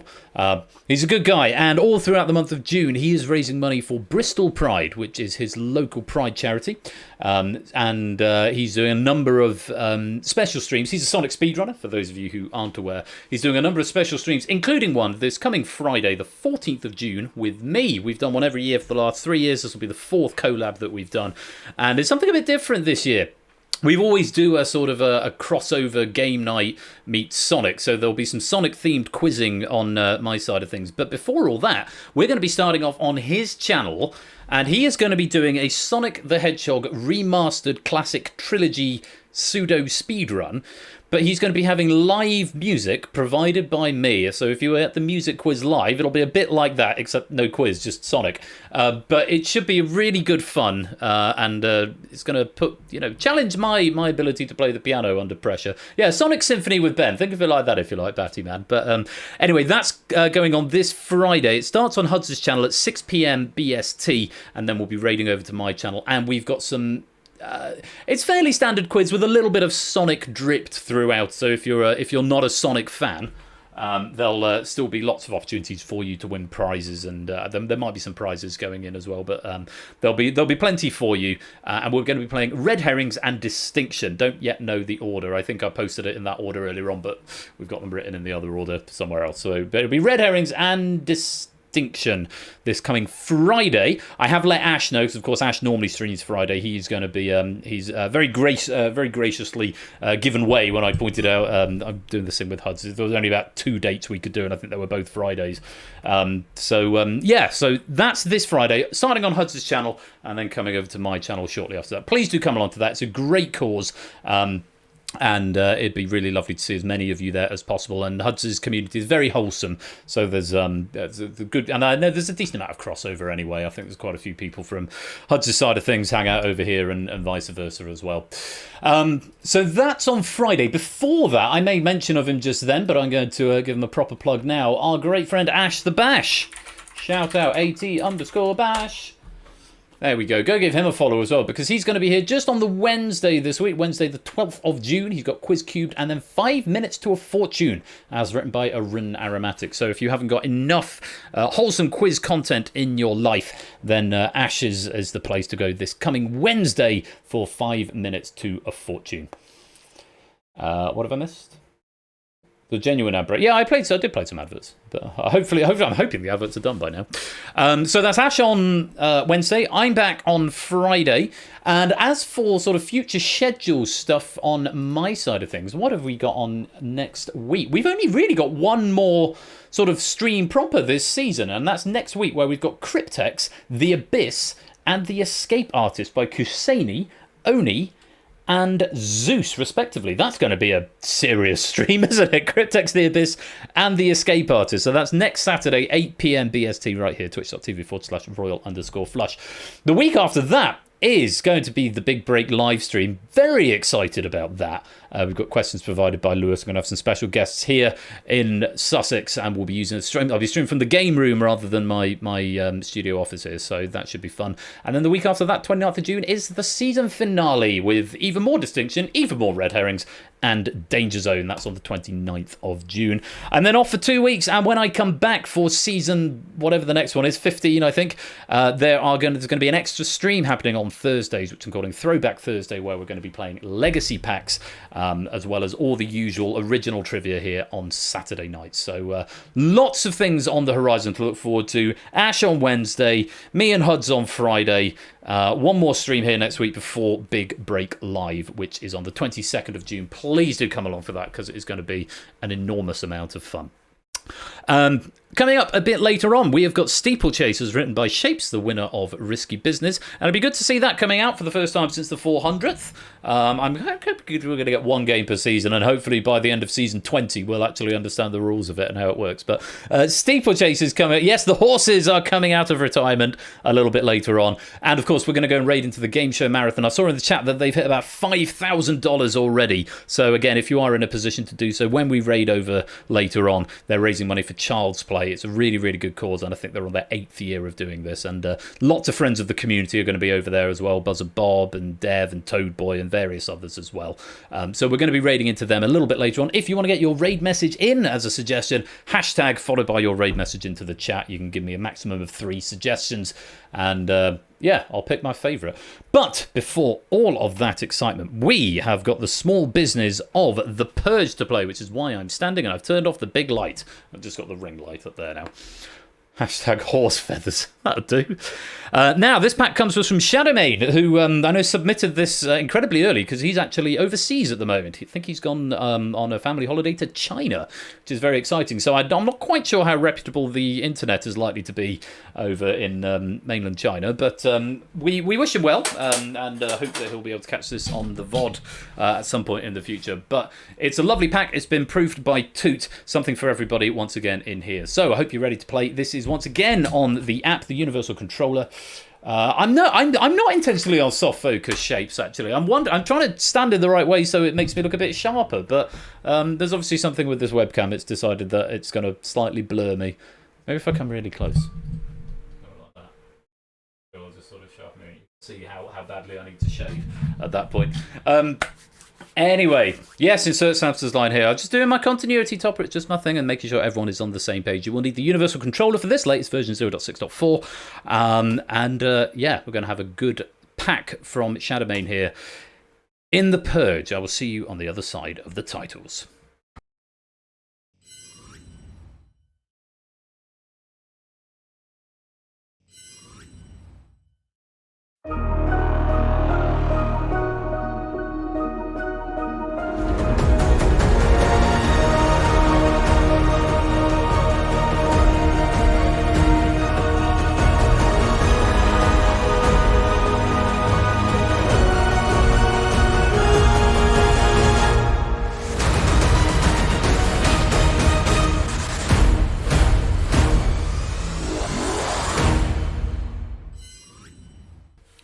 Purge, RHVR, if you want to come and join this game. And to your comment, Topper, on Samster's line right there, getting on with the quiz, I kind of like the idea of doing the continuity at half-time, because if I do the continuity at the end, I immediately lose 10 people the second the final answer to the last question has gone. Once that's passed, everyone disappears. So if I feel that there's important things I need to plug, then yeah, I'm gonna do that at half-time. So that's going to be a new thing. So we have a little intermission after the break where I can say lots of things, lots of important things that need to so your future quizzing experiences can be all the better, and you know when they're going to be, more importantly. It's the Purge. It's been written by Shadowmane. It's been proved by Toot. There is much to like here, and you will need the Universal Controller in order to play this game. Seeing a number of people coming to join the game already. Yeah, there we go. I've got all my information in one place, which is nice. Come join the game. There's a pseudo anytime entry on this, as in you can join at any time, but if you join after I've locked it, you won't get a seat, which means you can't be in the final. And there's no lobby medal for this, so you're literally just playing for the bants and the questions and oh fucking hell, and the pennies at the end. Excuse me, it's had a little hiccup, slight bit of indigestion. I think I ate too quickly, but yeah, we decided to order a curry rather than cook a curry. Because, yeah, St. Mrs. Flush did a skydive earlier on. And just to plug that, I'm doing a lot of charity plugs at the moment between Bristol Pride and Child's Play and Mrs. Flush's Skydive for brain tumour research. But if you are in a position to be able to do so and you would like to support Mrs. Flush, who jumped out of a plane today, you can go and do that over there. RHVR, we've got 31 players in so far. I'm going to give it a few minutes and then we will begin. Yeah, I've calmed down a bit from the beginning of the game. I was a bit pissed earlier on. So Mrs. Flush got back and she was exhilarated. So she's had the better part of a bottle of white wine, and I thought I'd keep her company and had the better part of a bottle of Prosecco, and have now opened bottle number 2. But now I'm slightly calmer. Real life lady tribe. Have they actually? Wow. That's achievement's the wrong word. That's a name to grab. Fantastic. Yeah, I know Huds' Pride has got a very special place in Huds' heart. He's a very, very strong LGBTQIA plus ally. Yeah, he's always done stuff for Bristol Pride, which is his hometown. Of course, now he's famous and a Twitch partner. It's nice that he's still makes the time to do collab stuff with me, and he's a great guy. Yeah, do come along on Friday, starting on Huds' channel, and then coming over to this for some Sonic tangential themed red herrings and distinction. Should be a lot of fun. Right, 30 seconds I think, and then we're going to get going. Let's see who we've got as I go through the names on the one corner of this monitor.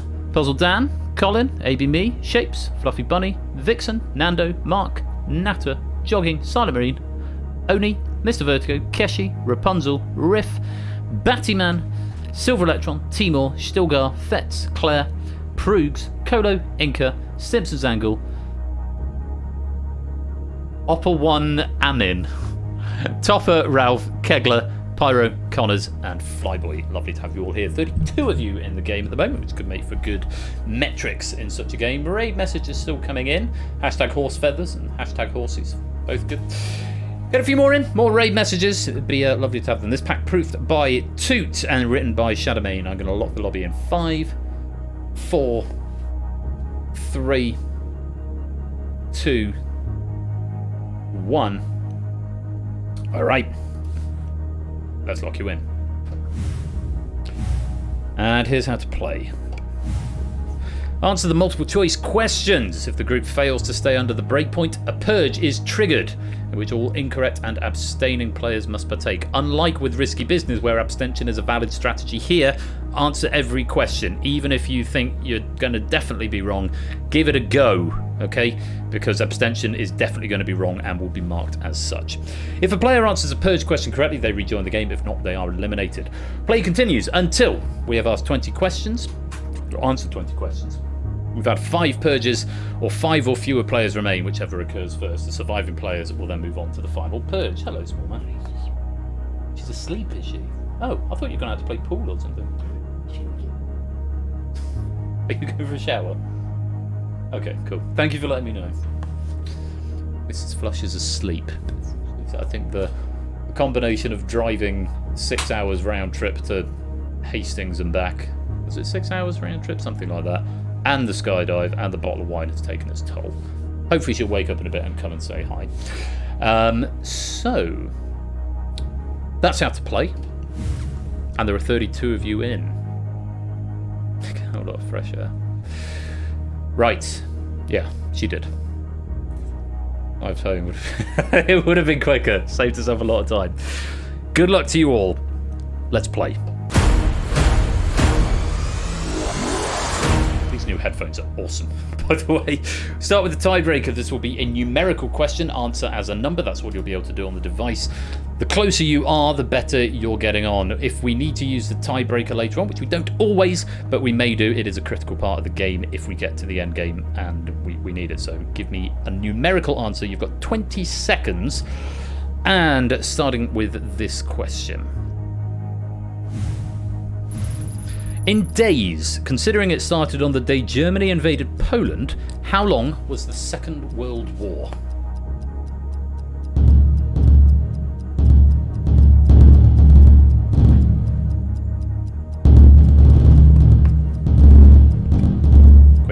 Quick.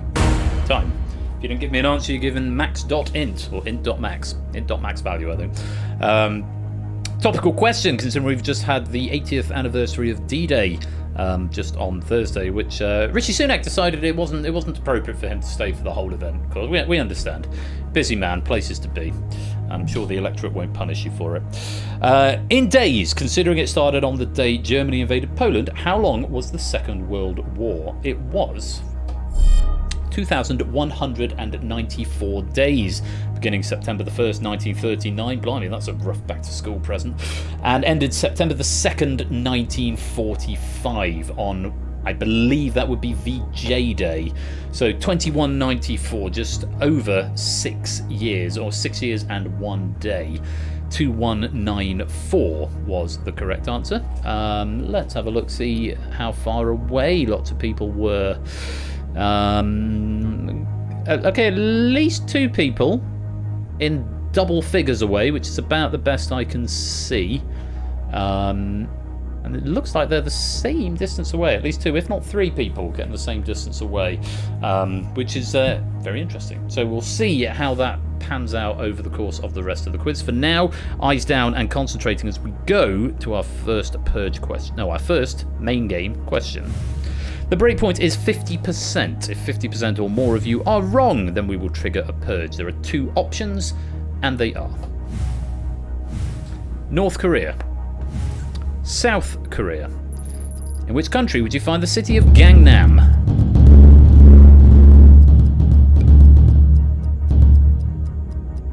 I think that's everybody in.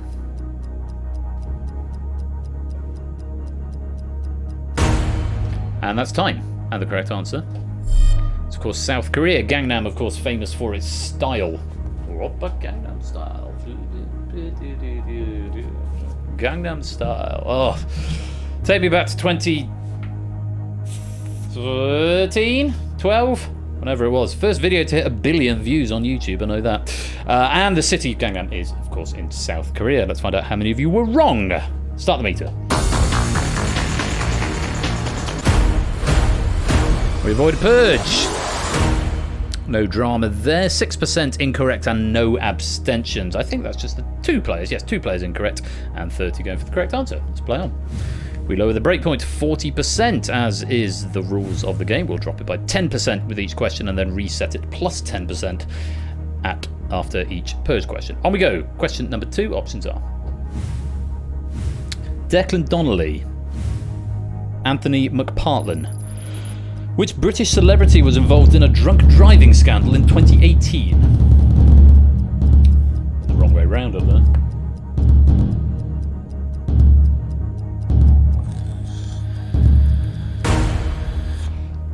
Deck and Ant as they appear there, or Ant and Deck as they're better known, and actually they should have appeared the other way around, but I haven't yet put in a thing that locks the answer order for any individual question.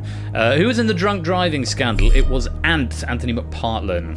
Technically, though, one person. Yeah, Deck and Ant. That'd be a good raid message, Deck and Ant. Not a cat. Welcome to the stream. Great to have you with us. Anthony McPartlin was the right answer. Let's find out how many of you were wrong. Breakpoint is 40%. Let's see. Start the meter.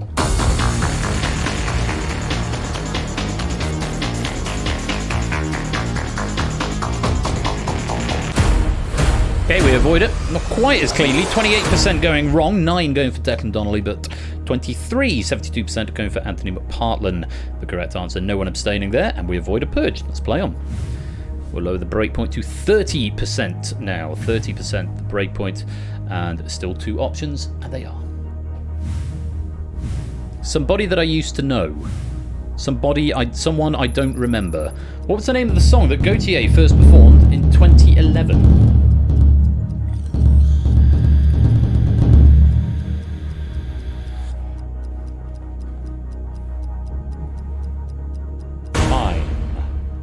Bum bum bum bum, have you any wool? It's that one that had the Bar Bar Black Sheep riff. But now you're just somebody that I used to know. It's that one. Somebody that I used to know was the answer. 30% is the break point. How many were wrong? Start the meter.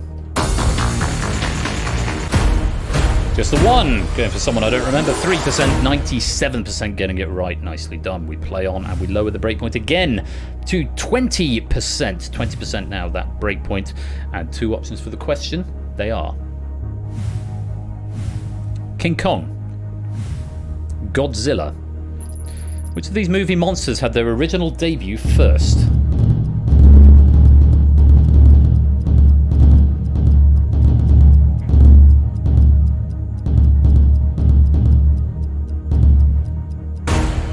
Time. Correct answer is King Kong. I haven't actually got the date here. 1930 something. Godzilla was a little late. 1933. Thank you, Mark. Godzilla. I mean, the one I remember from Godzilla was 1997, but I suspect it was earlier. Only saying 54. That sounds about right. Probably Japanese cinema. The answer was King Kong. Let's find out how many of you were wrong. The breakpoint is 20%. Start the meter.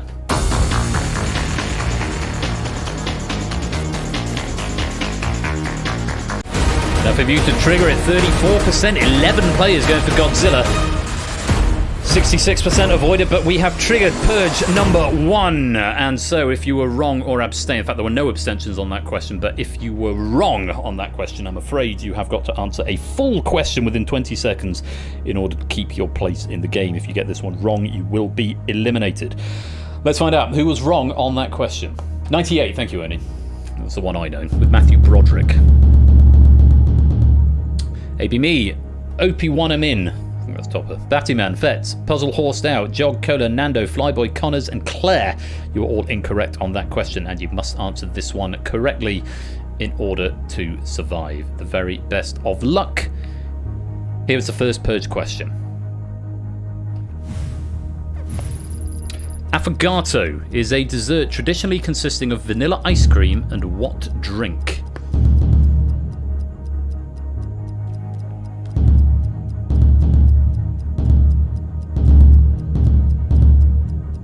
Remember, even if you're not in the Purge, you can still answer. You still get pennies if you get it right. Time.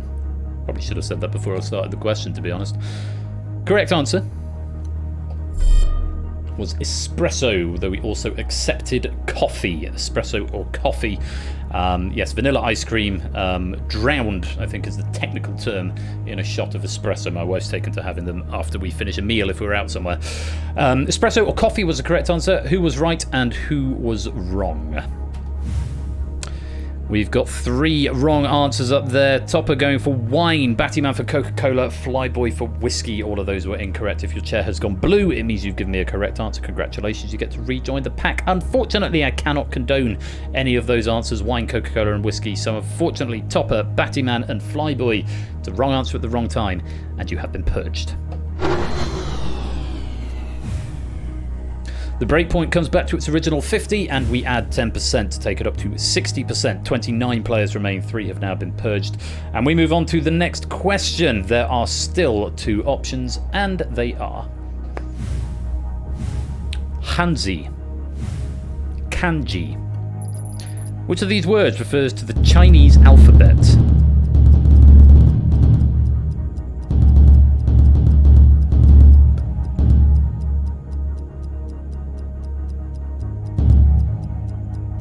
Time. I have to say, this is not one I knew the answer to myself. The correct answer is Hanzi. Though I associate kanji with our friend Zeus. That's his credits name. I think it might be his real name, possibly. But Hanzi is the word used to refer to the Chinese alphabet. Oh, it's Japanese. Ah, makes sense. How many people were correct, and more importantly, how many people were wrong? Start the meter.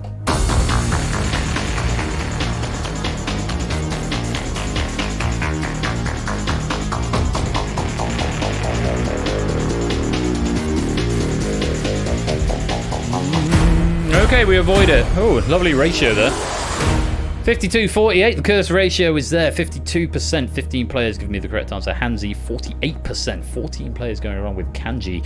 We do stay under that purge line, 48% wrong. The breakpoint was 60%, so we play on to the next question. Breakpoint lowered to 50%, and I'm going to increase the options on the question. There are now 3 options per question. With the breakpoint to 50%, take a look at this. Options are CBS, ABC, Fox. The Simpsons debuted their first full-length episode on which TV network?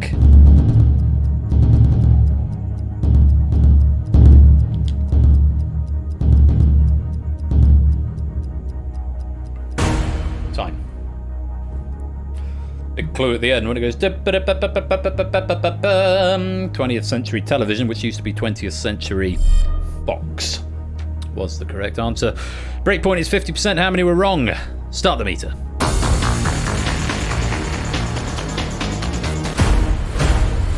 %. 3 players going for CBS and 26, not quite 10%, but it's off by 1 error, I guess. 90% give me the correct answer, Fox. 26 of you, very well done. We survive, and we go on to the next question. Breakpoint lowered to 40%, and 3 options, and they are: genocide, pacifist, neutral.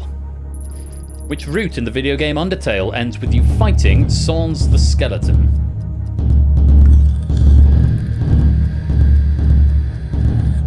Possibly Sans the Skeleton.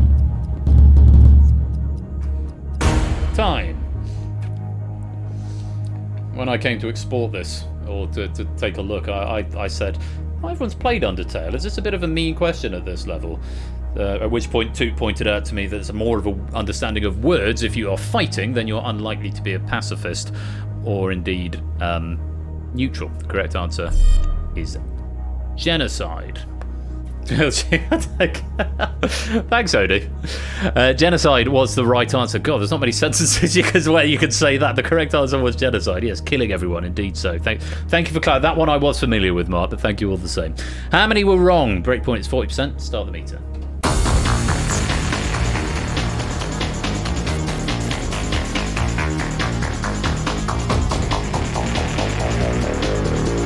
Ooh, oh, we've hit it.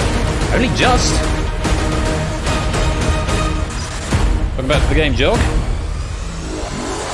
17, 59% going for genocide, but not quite enough. We needed 1 more player to get that one right to avoid a purge. 3 went for neutral, 9 went for pacifist. And it does mean those 12 players who were incorrect there are going to be going into purge number 2. Let's take a look and see who they were.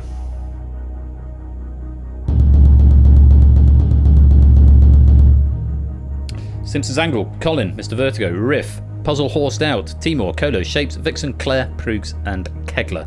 You must give me a correct answer to this question within 20 seconds if you would like to stay in the game. Good luck. The second purge question is: Tagalog is the second largest language in what Asian island country?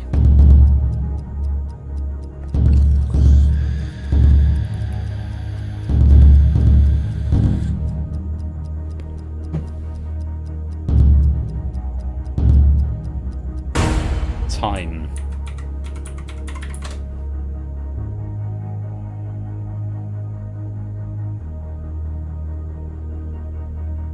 Let's do some side research real quick. The correct answer was the Philippines, or Philippines. I'm just looking to see if there's anything I might be able to condone here. If you gave me Philippines, you're going to go blue. Really? Tagalog? Really? Doesn't feel right. Let's take a look. Stimpson's Angle. That is phonetically plausible. As soon as I find you, I will condone that. There you are. Yes, you can have that. Unfortunately, other wrong answers: Sri Lanka, China, Thailand, Vietnam, and Indonesia are not correct. The Tagalog people are an Austronesian ethnic group native to the Philippines, particularly the Metro Manila and Calabarzon regions and Marinduque province of southern Luzon.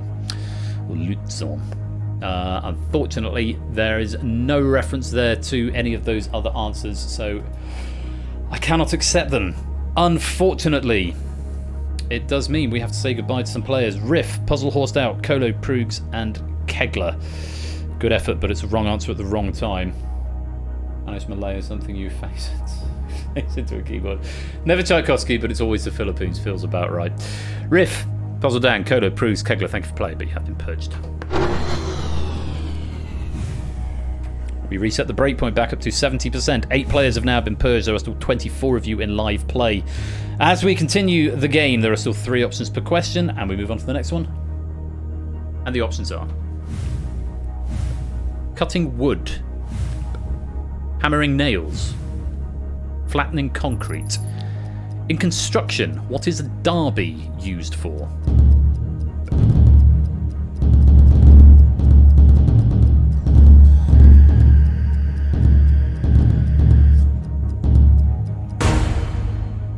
Time. The correct answer: flattening concrete. I had a piece of trivia on the Simpsons episode, the episode with Simpsons roasting on an open fire, incidentally, which sure we all knew. Flattening concrete was the answer. I have no more information for you on that one, but that's what a derby is used for. Nice high breakpoint of 70%. How many of you were wrong? Start the meter.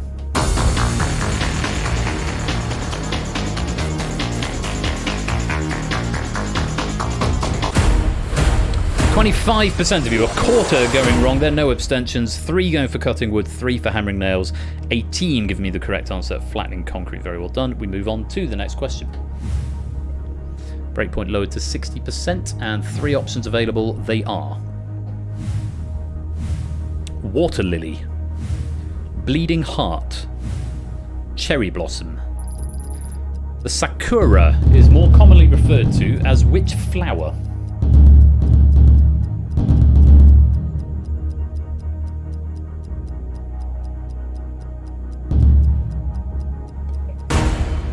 Time. The correct answer: cherry blossom. It's a cherry blossom. Again, I have no further information to furnish you with. Let's see how many of you were wrong. Breakpoint is 70%? 60%? One of those. Start the meter. 60% is the breakpoint. Getting a third of the way there. 21% were incorrect. There was 1 abstention on that. So 3 going for water lily, 1 for bleeding heart, and 1 abstention as well, accounting for 4% of the meter there. So do be warned that abstention won't get you the right answer, and it will count towards it, and the fewer players there are, the higher percentage that will be. 19 players given the correct answer, cherry blossom. So we move on. Back to the halfway point. The breakpoint is at 50%, and we are approaching the midpoint of this question pack. Take a look at this. 3 options. They are: horse, cat, dog. The Tower of Towser in Crieff, Scotland is named after what kind of animal?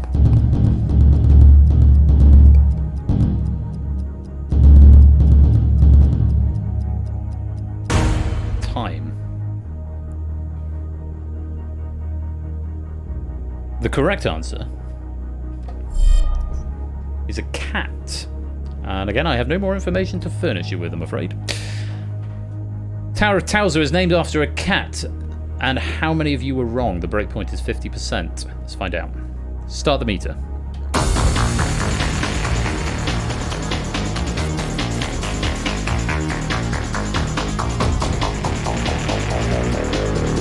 Pretty close. And we've hit it. 63% of you were incorrect there. 42% going for dog, 10 of you there, 5 going for horse, 21%, 9 players going for cat, 38%. Not enough to stave off that purge, which means 15 players are going to be in this purge, purge number 3. Let's find out who you are.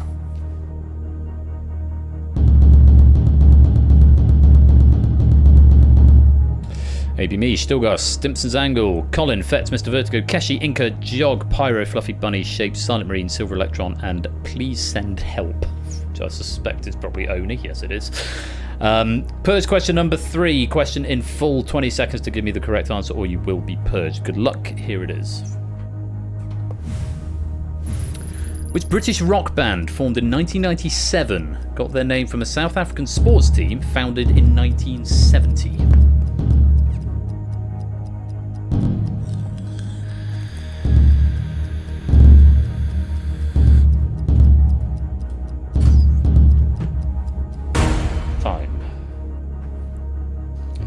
The correct answer... I predict a purge. I predict a purge. Yeah. It's the Kaisers. Kaiser Chiefs was the correct answer. Well done if you got that. Let's find out who did not get that. There is at least one that I know I need to condone because they led with an article at the beginning. And I don't think it condoned it. And I'm wrong. Maybe it did condone it. Oh, it's a player who I can't condone, unfortunately, because they weren't in the Purge, so I can't mark that as correct, sadly, on this software. So, with apologies to Claire, who put the Kaiser Chiefs, you won't get the pennies for that one. Apologies. Wrong answers: No Heckin' Clue, Ace of Spades, Coldplay, I've Had a Lovely Evening, Manic Street Preachers, Rolling Stones, no answer, and Duran Duran. All of those are incorrect. Yeah, they're Kaiser Chiefs, named after the... Can't see from the citation, I don't have trivia available, but they're named after a 1970 founded South African sports team. So it's a bit like to say that Leeds is shit. I've only been to Leeds once, and I was just to Elland Road to watch Leeds United play football when I was about 8 years old. Anyway, if you're red, I'm afraid you are going out of the game. Thank you very much for giving it a go. But Stilgar, Simpsons Angle, Colin, Fetz, Mr. Vertigo, Pyro, Silent Marine, and Silver Electron. It's a wrong answer at the wrong time, and you've been purged. Breakpoint raises back to 80%. 16 players still alive, 16 players have been purged. We are halfway through the number of allotted players. We are through 3 purge questions and into the second half of the game. There are going to be 4 options per question now, and the breakpoint is 80%. Let's see how you get on with this. Options are: Journey to the centre of the Earth, 20,000 leagues under the sea, Around the World in 80 Days, From the Earth to the Moon. Which Jules Verne book shares a central character with The Mysterious Island?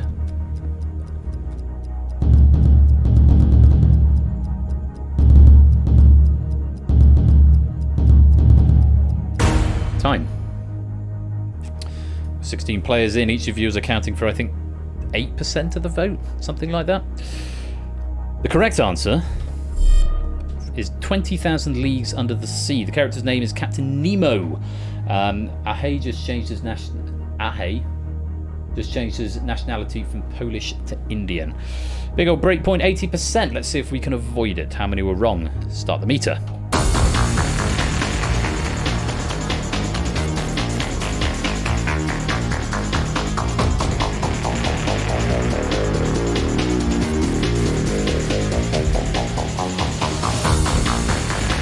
Blimey. Okay, we avoid it. Just 5 getting the correct answer there. 6 going for Journey to the Centre of the Earth, 3 for Around the World in 80 Days, and 2 from the Earth to the Moon. Yeah, 20,000 Leagues Under the Sea. Well done to the 5 who got it right. We have avoided a purge, though, so we play on a very nice 69% getting that one wrong there. Let's go on. We lower the breakpoint again down to 70%, and there are still 4 options. Take a look at them. Gerrymandering, spleenwort, throttle bottom, pornocracy. Which of these is not a political word or phrase?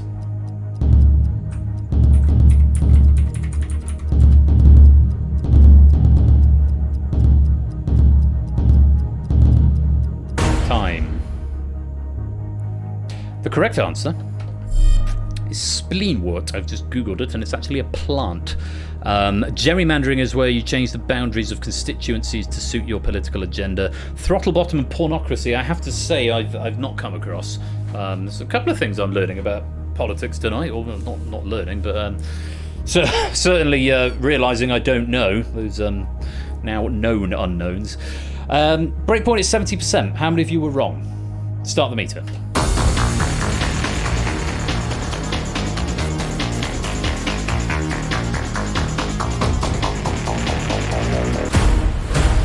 Enough of you. 60 odd. Inversion of the previous question. 69% of you are right this time. 11 getting the correct answer of spleenwort.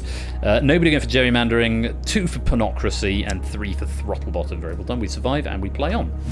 We lower the breakpoint to 60% with 16 players in live play, and still 4 options available, and they are: Think Boris. Syndicale Ferrari, Scudiera Ferrari, Scarcella Ferrari, Smobilitaire Ferrari. What do the initials S and F stand for on the Ferrari logo?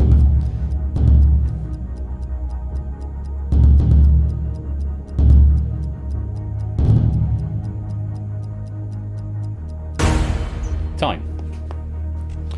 Correct answer. Scuderia Ferrari. Scuderia, I think the founder or creator of that particular luxury car manufacturer. Scuderia Ferrari was the correct answer. How many were wrong? Start the meter. Oh, really? Oh, it was Enzo Ferrari founded it, wasn't it? Sorry, yeah, Scuderia is Italian for team. Of course, it was Enzo Ferrari who founded the Ferrari, but most of us know they're Scuderia Ferrari, just one player going for Syndicale Ferrari. Ferrari Syndicate, presumably, is what that means. No one going for either of the other two. Is it bad that I thought for a minute that Scuderia Ferrari was the creator of Ferrari? It wasn't. It was Enzo. Now that's pulling that out of the recesses of my memory or brain. Very well done. We survived that question and we play on. We lower the breakpoint right back to where it started. 50%. 4 options available here, and they are Strictly Come Dancing, Call the Midwife, Star Wars, The Wheel. Which of these was not filmed at Elstree Studios, Borehamwood?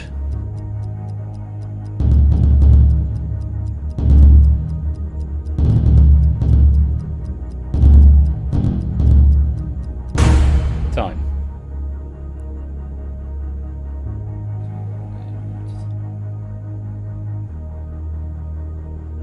I don't understand that piece of trivia. The answers aren't linked to A, B, C, and D, but we'll see what happens. Which of these was not filmed at Elstree Studios, Borehamwood? The correct answer was The Wheel. I don't have the information here, but I happen to know that's filmed at Bovingdon, which is just outside London area. There's a number of reasons I know that. But The Wheel was the correct answer. Star Wars, Call the Midwife, and Strictly Come Dancing were all filmed at Bovingdon. I don't know, why did they need to be linked up properly? Shadowmane's going to have to explain that to me after the fact. So make sure that when the question comes up in the game, the letters are linked to A, B, C, and D properly, otherwise things could get ugly. I don't know if that's an in-joke to something. Anyway. Yes, I know The Wheel is Bovingdon Briggs. I know that very well. I probably know for the same reason you do. The answer was The Wheel. The breakpoint is 50%. How many were wrong? Start the meter.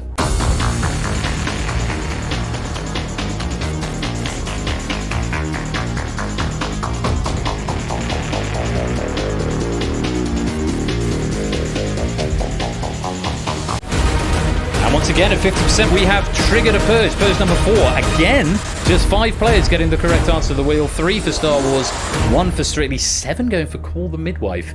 But no, that is indeed filmed at Elstree Studios in Borehamwood. So, another opportunity, a 4th purge question to eliminate some players. If you all get this one wrong, incidentally, this could be quite interesting because we could be going straight to the final here if you're all wrong. But let's find out, first of all, who is in this purge.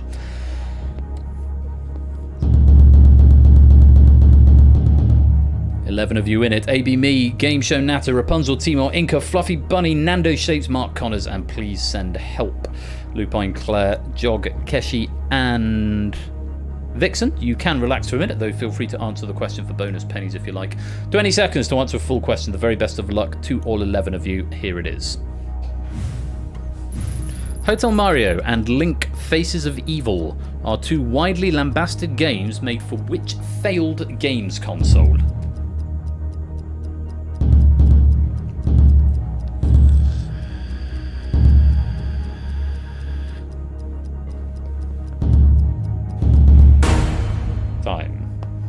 There are a couple that I need to condone in this one which haven't got through the spell checker for some reason. The correct answer is the CDI, or the Philips CDI. They both entered the phenomenon of so bad it's good. In fact, the latter had a tribute game made recently called RZ, The Jewel of Faramore.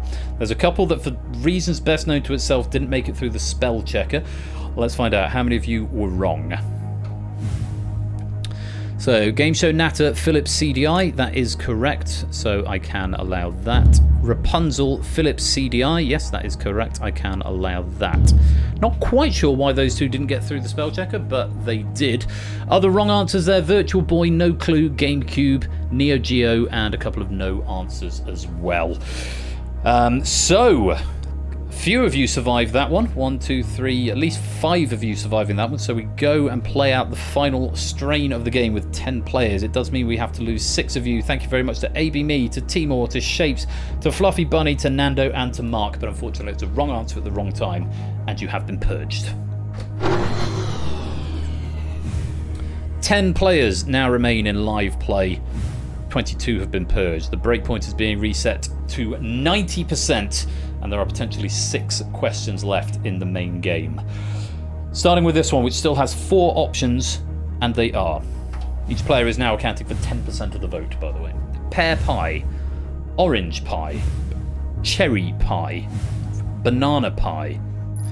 The McDonald's apple pie replaced which other pie-based dessert when it was first released?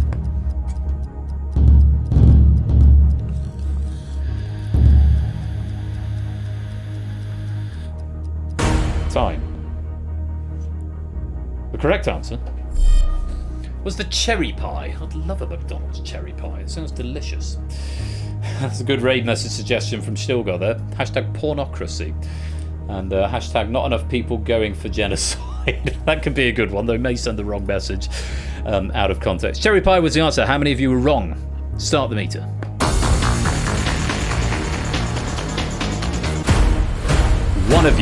One of you went for banana pie, the rest going for cherry pie. We have survived and we play on. Breakpoint lowered to 80%. Remember, each player now accounts for 10% of the share in the purge meter. There are 5 options per question from this point forward. Good luck. Here is the next one. Options are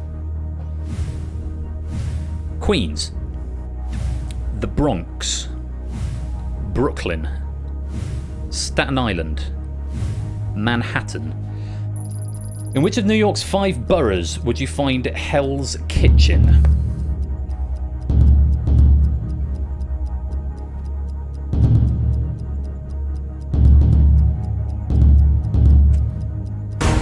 Time. The only reason I know this one is from the game Deus Ex, which is a 2000 game originally for PC, RPG, one of the best games ever made. And there is a whole level called Hell's Kitchen and is set in the Manhattan borough of New York. 80% is where that breakpoint sits at the moment. Gordon Ramsay not included. I've actually got that in my notes. No, you will not find Gordon Ramsay here under any circumstances unless there's a new Kitchen Nightmares or Hotel Hell series. The answer was Manhattan. How many were wrong? Start the meter.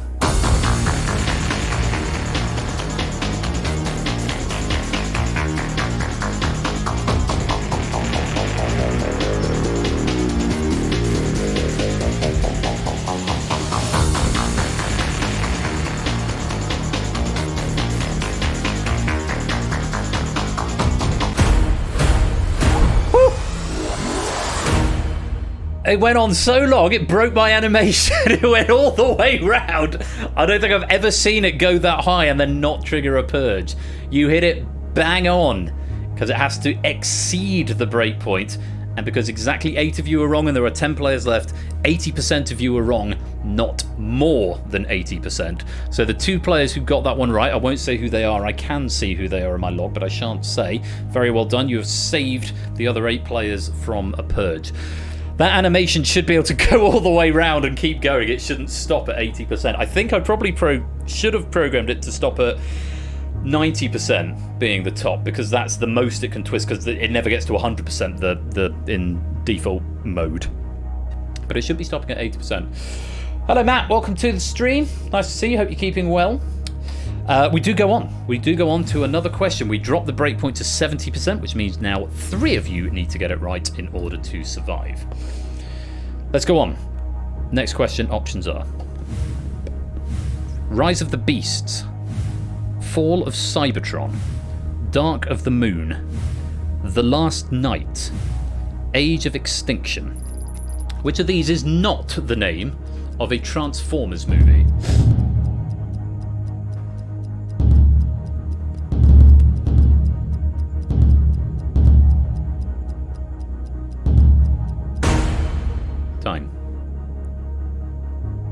Correct answer.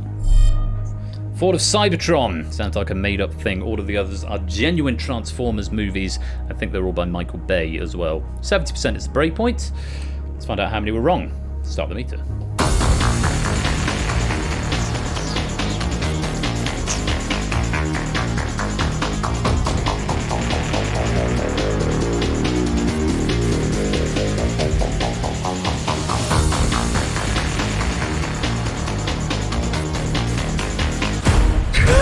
Done it again!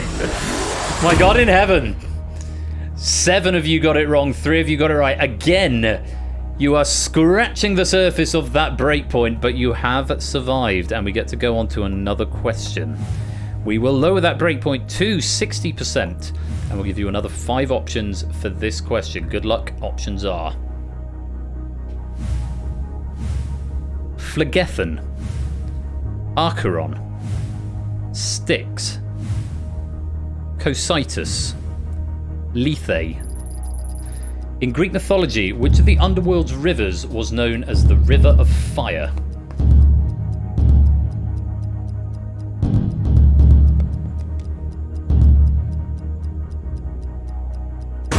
Time. I think I got most of my Greek right there. The correct answer, Phlegethon. Phlegethon was the River of Fire. Styx was the one that connected the main world to the underworld. The other ones, Lethe, the only reason I know that one is because it's in a poem by, what's his bloody name? John Keats, I think. So I wrote a song cycle based on this poem, and the opening line is no, go not to Lethe, is the opening line. I think it's Ode on Melancholy. By John Keats. The only reason I know what that is. But Phlegethon was the correct answer. Let's find out how many of you were wrong this time. With a breakpoint of 60%, start the meter.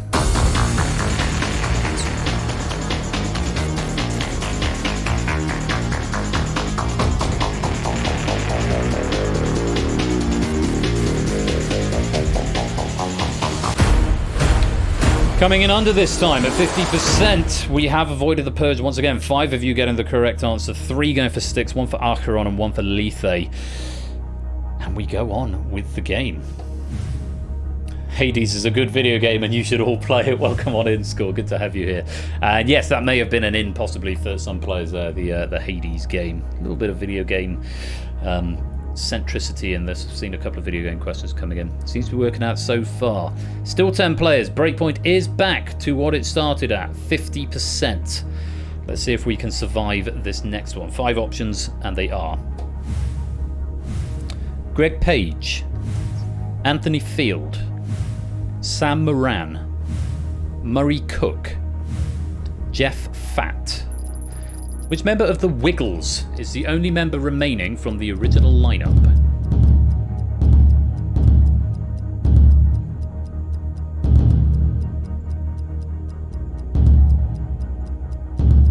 Time. Correct answer. Anthony Field is the answer. So I have nothing more to offer you on that question because I've barely heard of them. Anthony Field was the answer. The breakpoint is 50%. How many were wrong? Start the meter.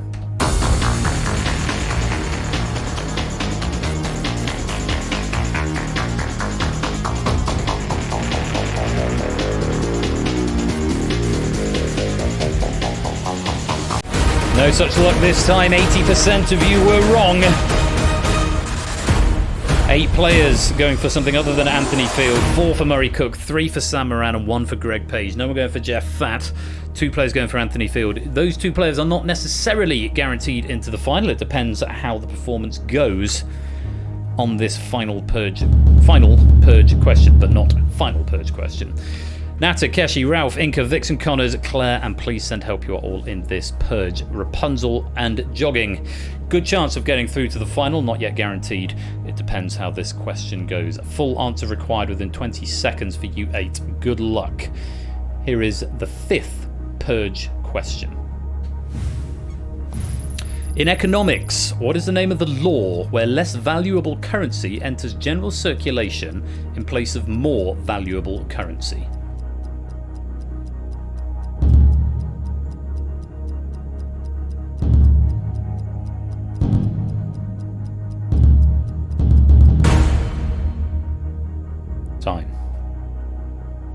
The correct answer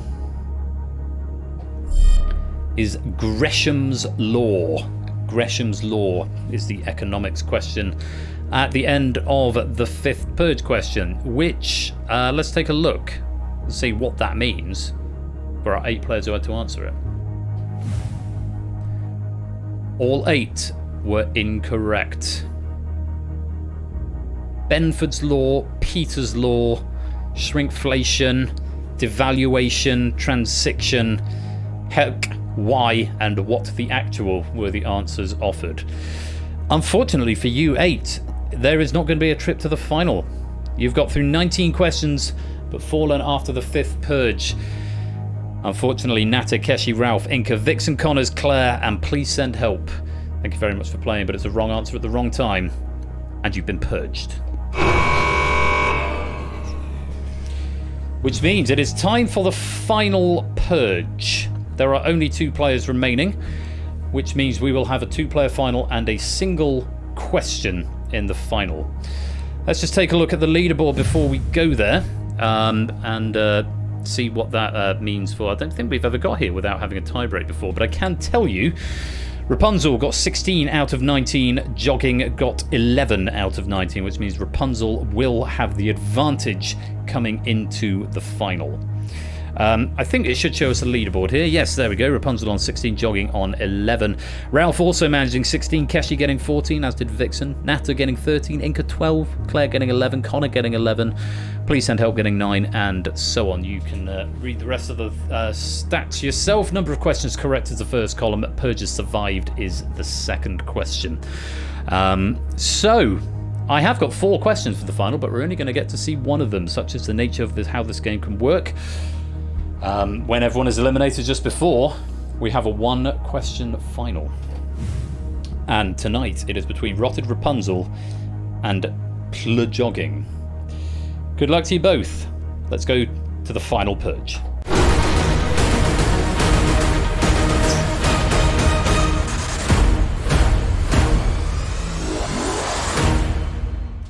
So, Rapunzel, Jog. Here's how the final will work. In fact, it's only going to work for one of you because of Rapunzel. There's only 1 question because we have to lose 1 player per question. Rapunzel, you're going to get a decision of whether you go first or last. That decision still comes into effect. You'll then be showed half a question, and based on that half a question, you need to decide whether to play or to pass to your opponent. If you play and you get it right, your opponent is eliminated. If you pass and they get it wrong, your opponent is eliminated. If you play and you're wrong, or you pass and they're right, then you are eliminated. You get to see half a question, and based on that you must make the decision. There is only going to be 1 question that we're going to see. And Rapunzel, because you were leading the main game, would you like to go first or last? Basically, would you like to be in control of the question, or would you like to pass control over to Jogging? You still get to choose whether or not you're going to play the question. Unsurprisingly, Rapunzel is going to play first and have full control. They'll get to see the question and then decide whether they want to play it or whether they want to pass it to Jogging. Everyone else may also answer this question. Pennies are still available. Half a question then for you, Rapunzel. Very best of luck. Here it is. Based on half a question, decide whether you'd like to play or pass. Matt Smith.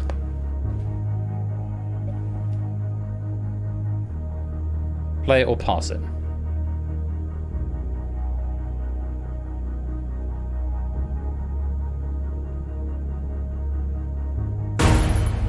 Rapunzel is going to take the question on in full. Best of luck. If you're right, Rapunzel, you win the Purge. If you're wrong, Jogging will win the Purge. Good luck. That question in full. Matt Smith played the role of Lucienne in which Marvel movie?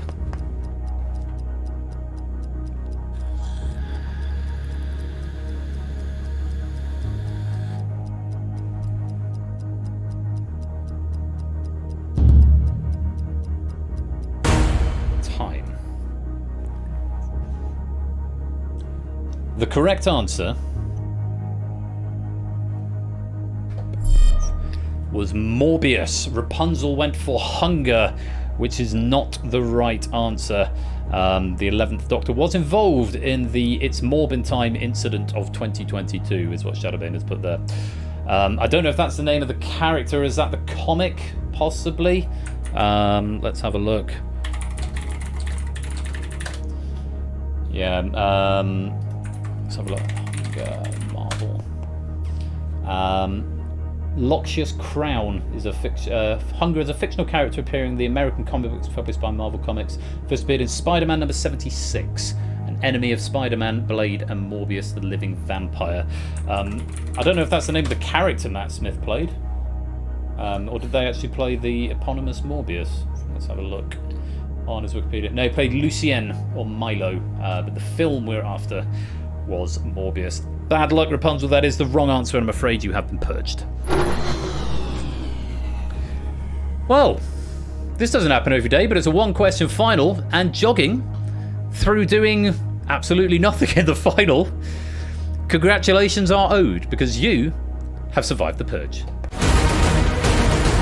Oh yeah, as explained in the question. Thanks, Oni. I missed that. I just read the shit out. It doesn't, it doesn't process very often. Jogging, very well done. You have survived the purge. Let's go and take a look in your medal cabinet and see where that puts you. That is your first purge survival. Very well done. You can add that to your distinction gold, your danger zone bronze and lobby, your 2 Google That silvers, plus a bronze and lobby, your 1 hive silver, your red herrings bronze, your 2 risky business golds. Very well done. A purge gold medal is now all yours. Very many congratulations. Hashtag we literally just told you. That could be a good raid message considering where we're going later on. I'm going to sit down because my legs are doing the tired thing. I'm going to put the light back on and all. Oh, well played, jogging. Excellent question, Shadowmane. Indeed so. Shadowmane in China at the moment on holiday. So we enjoyed that very much. So thank you very much in absentia, Shadowmane. I hope you get to catch the VOD and you're watching this at some point in the future. Jogging has survived the purge. We've got Steeplechase still to play, and because of a weird, quirky bug, there's a bug that I have to comment out every time I load it because it recompiles the same bug every time. So that'll take me about 30 seconds after the software is loaded. So that'll be coming up. Steeplechase is written by Shapes. The horses are coming back. Make sure you stick around before that raid over the game show marathon. Thanks again to Shadowmane for that pack, to Toot for proofing it, and congratulations to Jogging. Before I do that, I need to show you the final leaderboard. Not that it's changed much from last time, because there was only one extra question. But Jogging surviving 7 purges, finishing with 14. And pennies in this game. Is it times 10? Questions times 10? No, it's questions times 25. So however many questions you got right, whatever is in that first column, times it by 25. That is the number of pennies that you will get upon payout, which I think happens on the credits. So, yeah. That was the purge for another night, and thanks again to Shadowmane, and congratulations to Jogging. You have survived the purge.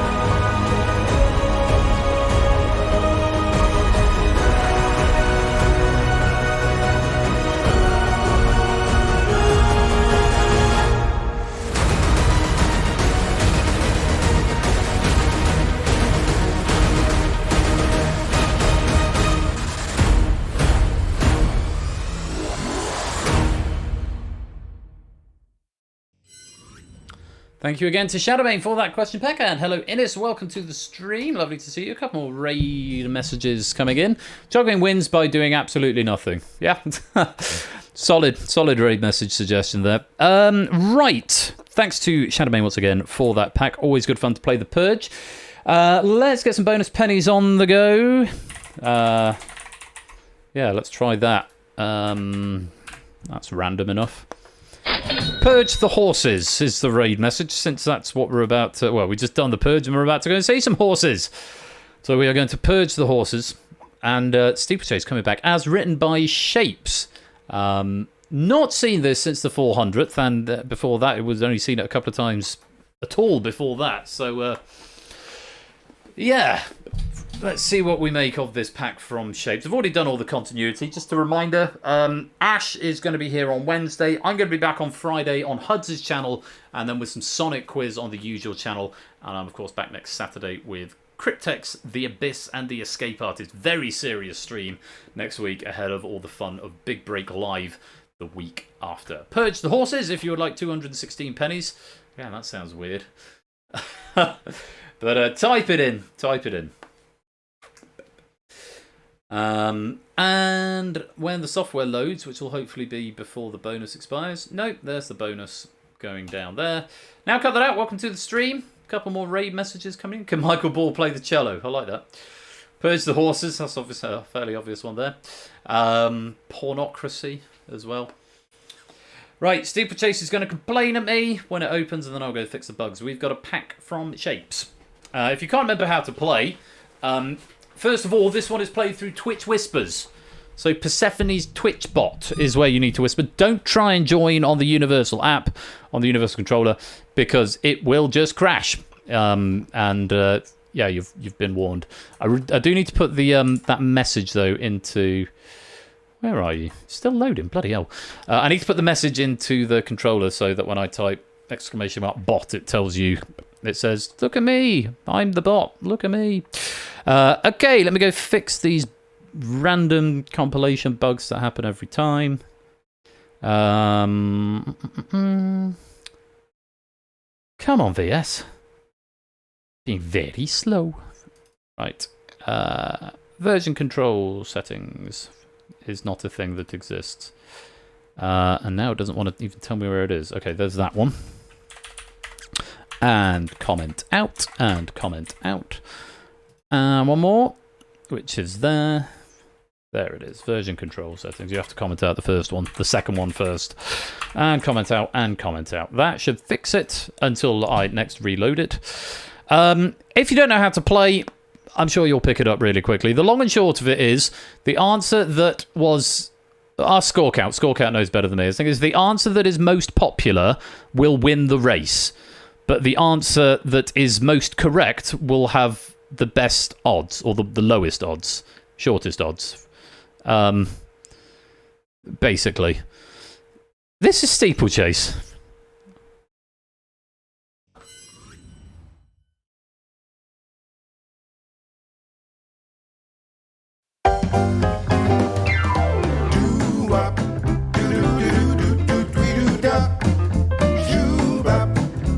Shibam do do do do do.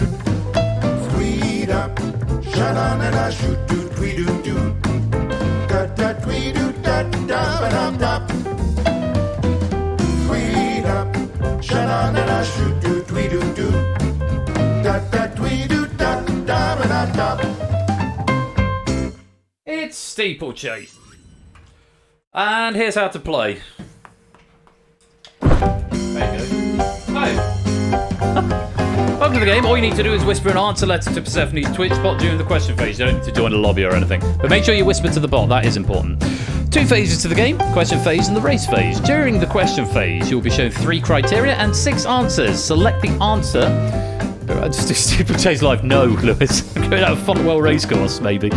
Select the answer that fits the most criteria. You receive 10 points for every criteria that fits with your given answer. Only one answer will match all 3. So you just need to give me a letter A, B, C, D, E, or F.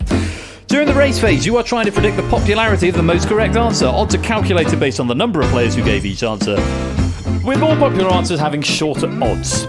So as Lewis said, if you think people did badly, bet on the horse with the shortest odds. Or the longest odds. Winning horses are the 3 that have been anonymously assigned the answers with the most matching criteria. You can hedge your bets slightly with place and show bets. These will pay out if your backed horse finishes in the top 2 or 3 respectively, and other rules. Something like that, Lewis. Anyway, courtesy of Shapes, here's your first question. We're looking for a TV show in which Alex Kingston appeared, which debuted in the 21st century and ran for more than 1 season. Options are ER, Flash Forward, The Fortunes and Misfortunes of Mole Flanders, Ultraviolet, Containment, and Arrow. A to F or 1 to 6? Whisper it through the bot. I love that bell sound effect.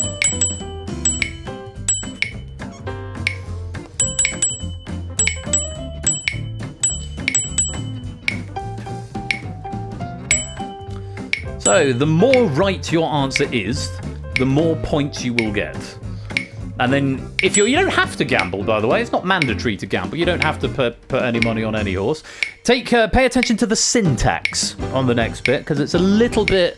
can be slightly hairy and a little bit complicated to work out exactly what you've got to type. But again, you've got to whisper it to the bot. 23, if you look like you're having a flutter on this one, the most correctest arrow was arrow. The correctest answer was arrow. All three were correct for that one. So if you gave me F, you're going to have gotten 30 points. Hurrah. So, let's take a look at some odds. Equus is going off at 15-2, Blondin at 3-2, Shadowfax 19-1, those are some good odds. Tornado at 7-10, Tuppence at 9-1, and Berwick at 17-4. Favourite there is Tornado, going off at 7-10. So get your bets on, follow the syntax down there at the bottom. The bot will tell you if you type the syntax wrong. It does take a minute just to figure it out. So you've got either win, place, or show, followed by a letter and then a number. The number is the amount that you're betting. So the first word of the syntax is the type of bet, win, place, or show. The second one is the letter of the horse you're backing. And then the third one is the amount of points that you have that you want to wager. And there we go. Let's go to the races. Shout on your horse. I don't know who I'm backing here, but I'm going to go with I like the blonde horse. Probably Blondin, B. Come on, Blondin. B with the green and yellow flag. Thank you, Riff. It's a bit silly, but come on, B horse.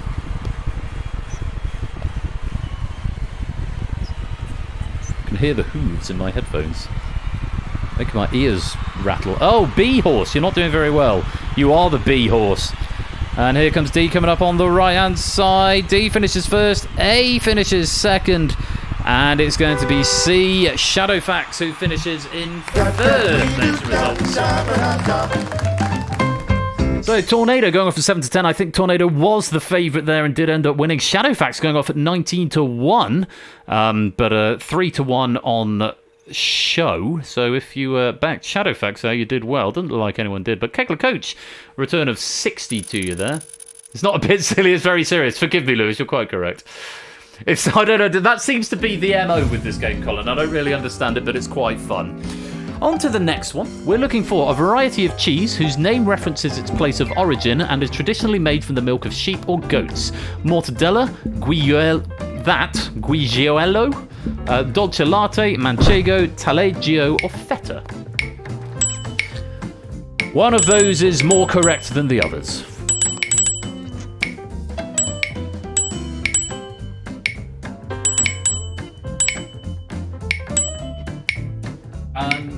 Welcome, 1982 Sinclair's... Very long name that I can't quite read. 1982 Sinclair Research Limited. Welcome to the game and to the stream. Lovely to have you here. Now, cheddar is not an option. Thank you, anonymous gifter, for that sub to Persephone's Twitch bot. Get the question as right as possible. 2, think how popular the answer to that match. Manchego, by the way, D was the correctest answer. If you think it was very popular, back the shortest odds horse and vice versa. That works. Hopefully you got some points out of that. Okay, Shadowfax is the favourite here, going off at odds of 6-11. Blondin going off at 17-4 is second favourite. Equus is also going off at 17-4, but for some reason it's the third favourite. It's almost like these odds are pre-programmed. Tuppence going off at 9-1. Berwick and Tornado, quite long odds there, 19-1. Could be a good payday if you back them and they come in for you. Remember, type your bet type first, so win, place, or show, and then either a space or a comma or a slash. Then type the horse that you want to back, A, B, C, D, E, or F, and then a space or slash, and the amount of money that you want to wager from the amount that you have. You can't bet more than you've got. It will return a failed bet if you try that.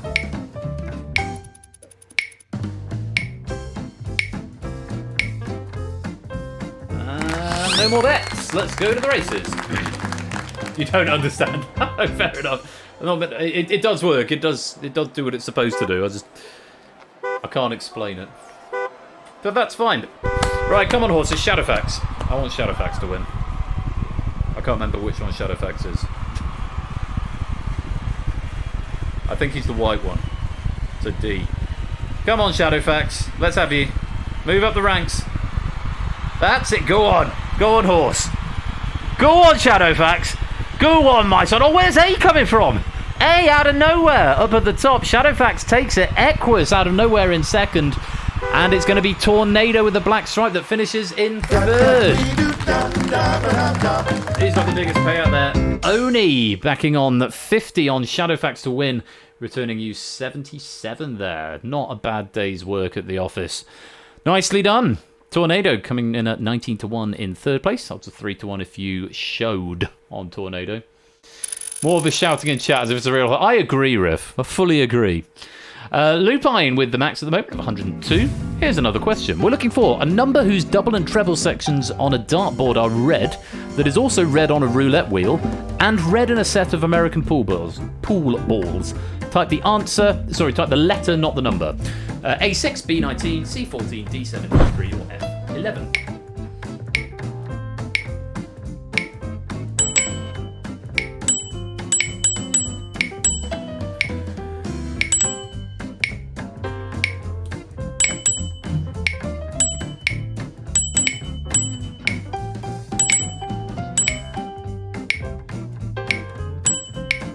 20 seconds to get an answer in. A number whose double and treble sections are red on a dartboard. It's also red on a roulette wheel and red in a set of American pool balls. Literally next to you. You got an easy one here then, Batty Man. We want to get a dartboard for the game room. Non-zero chance there'll be one there ready for Big Break Live. And the correctest answer was E. 3 is red on all three. 6 is red on none of them. Well done if you got some points there. Mr. Vertigo on a very nice 69 at the moment. And let's take a look at the odds calculator. Equus is the favourite, going off at 8 to 13. Tornado coming off at a nice 2 to 1. Shadowfax 5 to 1. Blondin 9 to 1. Beric 21 to 2. And Tuppence again 19 to 1. Oh, we love an underdog. I'm backing Tuppence to win. E horse. With the flag of Cuba, apparently. Is it Cuba? It looks a bit like Cuba.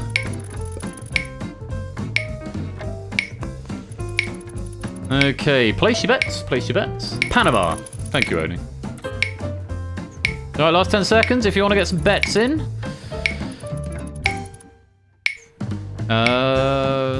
BC and Matt have no money. And Flyboy on our limited company choosing not to bet on this race. Okay, who was I backing? Who did I say I wanted to win? The Panama one. E, that was it. Come on, E. Was it Tuppence? Here we go. Come on, Panama horse. I believe in you. Brown horse down the bottom. E. I think it's Tuppence. Come on, still in with the shot. Oh dear. No. Oh dear. Let's all down here. Who's going to win? It's neck and neck at the top. I think it's A over the line first, Equus, followed by Tornado. And third is going to be Shadowfax. Equus, Tornado, Shadowfax. Goodness me, Lupine. 75 on Equus to win, returning 121. Again, another nice day though. I hate horses. Yeah. Well, my wife's late father apparently used to say you can make a lot of money with horses as long as you don't own one. Well, very well done. If you've got some points there, let's add them all up. Who's got the lead at the moment? It's still Lupine with 178. Oni's also into 3 figures. Here's another puzzle. We're looking for a river that passes through or is found in a European capital city in a country that has hosted the Winter Olympics. Ara, Tyeri, Chenoy, Euclid, Söderström, or Bireno. This is odd.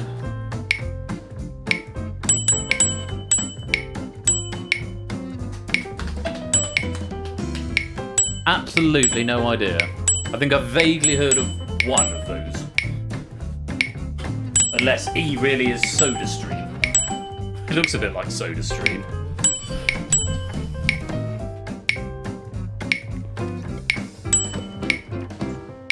These are places that exist, apparently. Well, some of them are. Some of them at least are rivers. Not all of them, though, necessarily. Actually, I'm looking at the answers. I can tell you with some confidence not all of them are rivers. Boom, boom, boom, boom, boom, boom, boom, boom, boom, boom, boom, boom, boom, boom. Error is the most popular, is the most correctest answer there. That fits all three of them. SodaStream is two of them, turns out. Matt, you miss everything again. Bad luck, mate. Beric is the favourite, 8 to 13. Shadowfax going off at 2 to 1.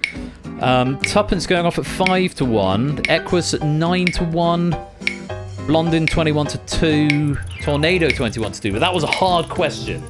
So it won't necessarily be the favourite that was the most popular answer. Much as I'd like to back Beric, I would be throwing it all on. I think it's going to be Tuppence again. 5 to 1. You stick 100 on Tuppence, you get 500 back if they win. Unless you go place, in which case you put 100 on, you get 200 back. But plus your stake, so 600 back. Come on, Tuppence, all in on Tuppence. 5 to 1. Here we go. Puzzle Dan's gone all in on Beric. Beric down on horse F. My one, the next one up, the brown horse again.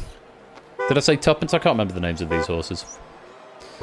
Come on, brown horse. Let's have you. That is not a good start, brown horse. Come on. Did I say brown horse or did I say Shadowfax? I honestly can't remember. I'm backing brown horse now, I've decided. Come on, brown horse.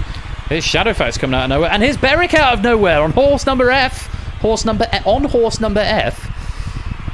Well, it looks like Tuppence is going to come third. Shadowfax is first, Beric is second, Tuppence was third. And there's your payouts. Prugs, 67 placed on. Shadowfax returning 128. Mr. Vertigo returning 107 there.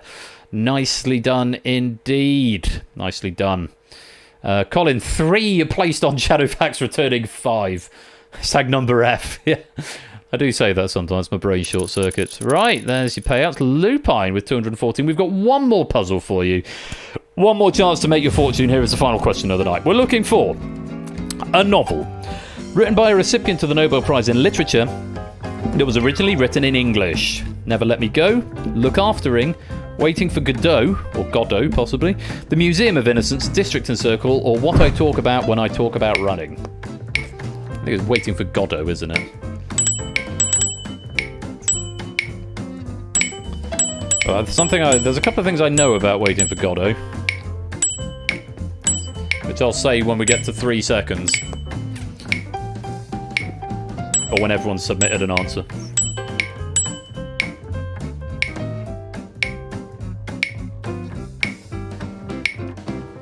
Any more? Any more guesses? A, B, C, D, E, or F? I could play myself, but I've got all the answers in front of me, so I'm not going to do that. What I do know is that Waiting for Godot is a play, and it was originally written in French, I think, so that's only going to have 1, if not none. Yeah, there you go, 1. Never Let Me Go was the correct answer, fulfilling all 3 criteria there. So, last opportunity to wager some monies. You got points, Matt! Time to wager them. Your favourite is Beric, once again, 8 to 13. Means if you bet 13, you'll get 8 back. Shadowfax, even money, 1 to 1. Tuppence, 5 to 1, third. Blondin, 21 to 2. In fact, all 3 of 4th, 5th, and 6th, Blondin, Equus, and Tornado, are all 21 to 2. So, I don't know where the smart money is. I think it'd be Shadowfax. Shadowfax to win for me, again. I think. Shadowfax, horse C. To win. That's where my money's going.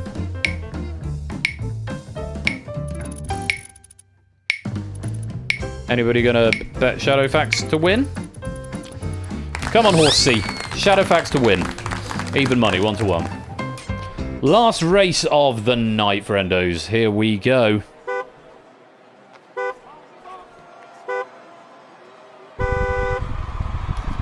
And here they come. Here come the horses. I'm not really a horse commentator. Come on, Shadowfax. White horse. The white horse in the middle, even money. There are a few going off at 21 to 2 here. Shadowfax, come on. Last minute surge. Here we go, last minute surge. Come on, Shadowfax. Last minute surge. No, they're not going to win it. Are they going to sneak second? Shadowfax sneaks Tuppence's first. Shadowfax sneaks second, and Equus takes third. Another close race. And there's your result. And look at that. Krugs betting 123 to show on Tuppence. Pays out 236. Kegler banking at 225. Ardenfet's 162. Claire getting 192 back, 100 to show on Tuppence. Very well played if you got some coin out of that. And those are the final scores. Ardenfet's 242. I think that's Lupine with the win. No, it's Prugs with 266. We'll turn those into pennies. Whatever they are, they'll be converted into pennies. Thanks for playing Steeplechase. Thanks to Shapes for the questions. I hope you had fun with that. See you next time.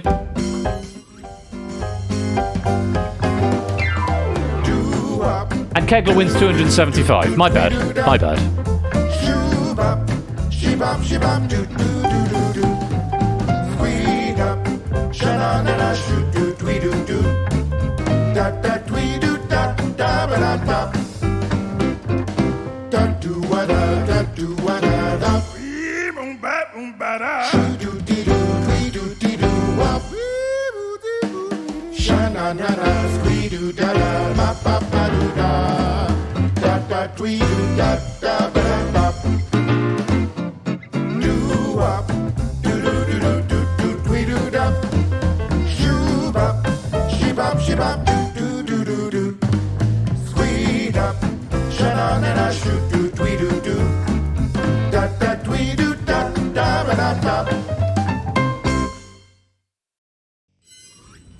Well, that was fun. Thank you to Shapes for the questions there.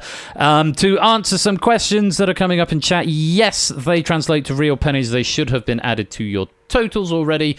And please don't make suggestions for this game because it's not going to get any changes, is the long and short of it. It was a silly idea that I spent about 2 weeks on about 3 years ago now, probably. Maybe 2 years ago, 2 and a bit years ago. You can't see the actual finish line on the screen for the way of how I did it. In order to make it look right, I would need to basically completely redo it because of how it's structured, and I'm not particularly inclined to do that for a game that is a little bit of fun and a little bit silly towards the end of the night. So I'm not going to be making any changes to that one. That is one that is not going to be getting the universal controller treatment because it was quite a challenge to put together already as it is, and I don't relish the idea of redoing it for a game that's going to be played probably once per season. So that's one that's going to have the legacy control of the Twitch chat, but the pennies work, and the question writing tool is there, and the structure of the game broadly works. So a little bit silly, yeah. That's a good, possibly a good raid message. Anyway. That is going to be it for tonight. We are going to go and raid into the Game Show Marathon. They're raising money for Child's Play, an excellent cause. And I know we've got lots of friends of the community over there, so please do stick around for the raid.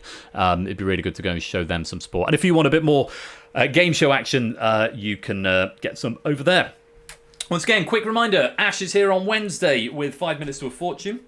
I'm back on Friday with my great friend HUD601. It's funny, it makes my brain hurt as well, Kegler Coach. I'm going to be back on Friday with HUD601, starting on his channel at 6 p.m. and then coming over to my channel for some Sonic-themed quiz. Please do come and join both. It'd be really good to see you on HUD's side of things, so I'll be doing some live music. And then for the usual Sonic quiz action on the Friday night, it'll probably be about 8:30, I suspect, on my channel. I think it's... I said last week, I think it was 3 hours to do that speedrun. I think it's close to 2. But yeah, we'll see what happens. But come along to HUD's stream and we'll have a good time. Keep your eyes, as ever, on the Discord, where you can get the latest information and you can talk to me directly as well. And of course, I'm going to be back next Saturday with even more regular quiz in the shape of Cryptex, The Abyss, and The Escape Artist, a trio of scary games to look forward to. Cryptex by Kuseni, The Abyss by Oni, and The Escape Artist by Zeus. Lots to look forward to there, and I hope you will come and join me. Big Break Live is 2 weeks today, and that's going to be an enormous amount of fun, so please do come and join me for that. I need to pick a raid message to go and say to Game Show Marathon. A few good ones up here. Hashtag horses, hashtag pornocracy, hashtag purge the horses, hashtag Olympic gold medalist in artistic shitting. Can Michael Ball play the cello? Purgeocracy. Luigi Strats for Steeplechase, please. Hashtag Google Twat. Steeplechase cool down for tonight. Number F. Equus needs to train better. Come on, number C. Sounds a bit rude.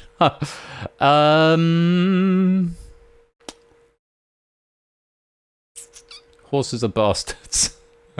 That's quite nice. I think it's going to be... I want to keep it clean because we're going into a wholesome channel that I'm not sure is 18 plus, so I'm going to avoid any that swear. I think it's going to be...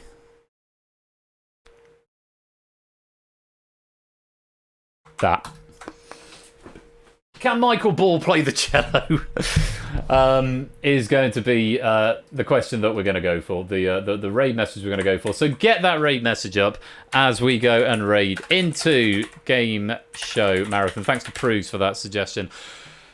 It's been a night. It's been great fun. Thanks again to our writers this evening, to Prues for Risky Business, to Shadowmane for the Purge, to Shapes for Steeplechase. I've had a great time. I hope you have as well. Until maybe Wednesday on Ash's stream, but if not, definitely Wednesday. No, if not Wednesday on Ash's stream, then if not, then definitely Friday on Hudson's channel and on mine.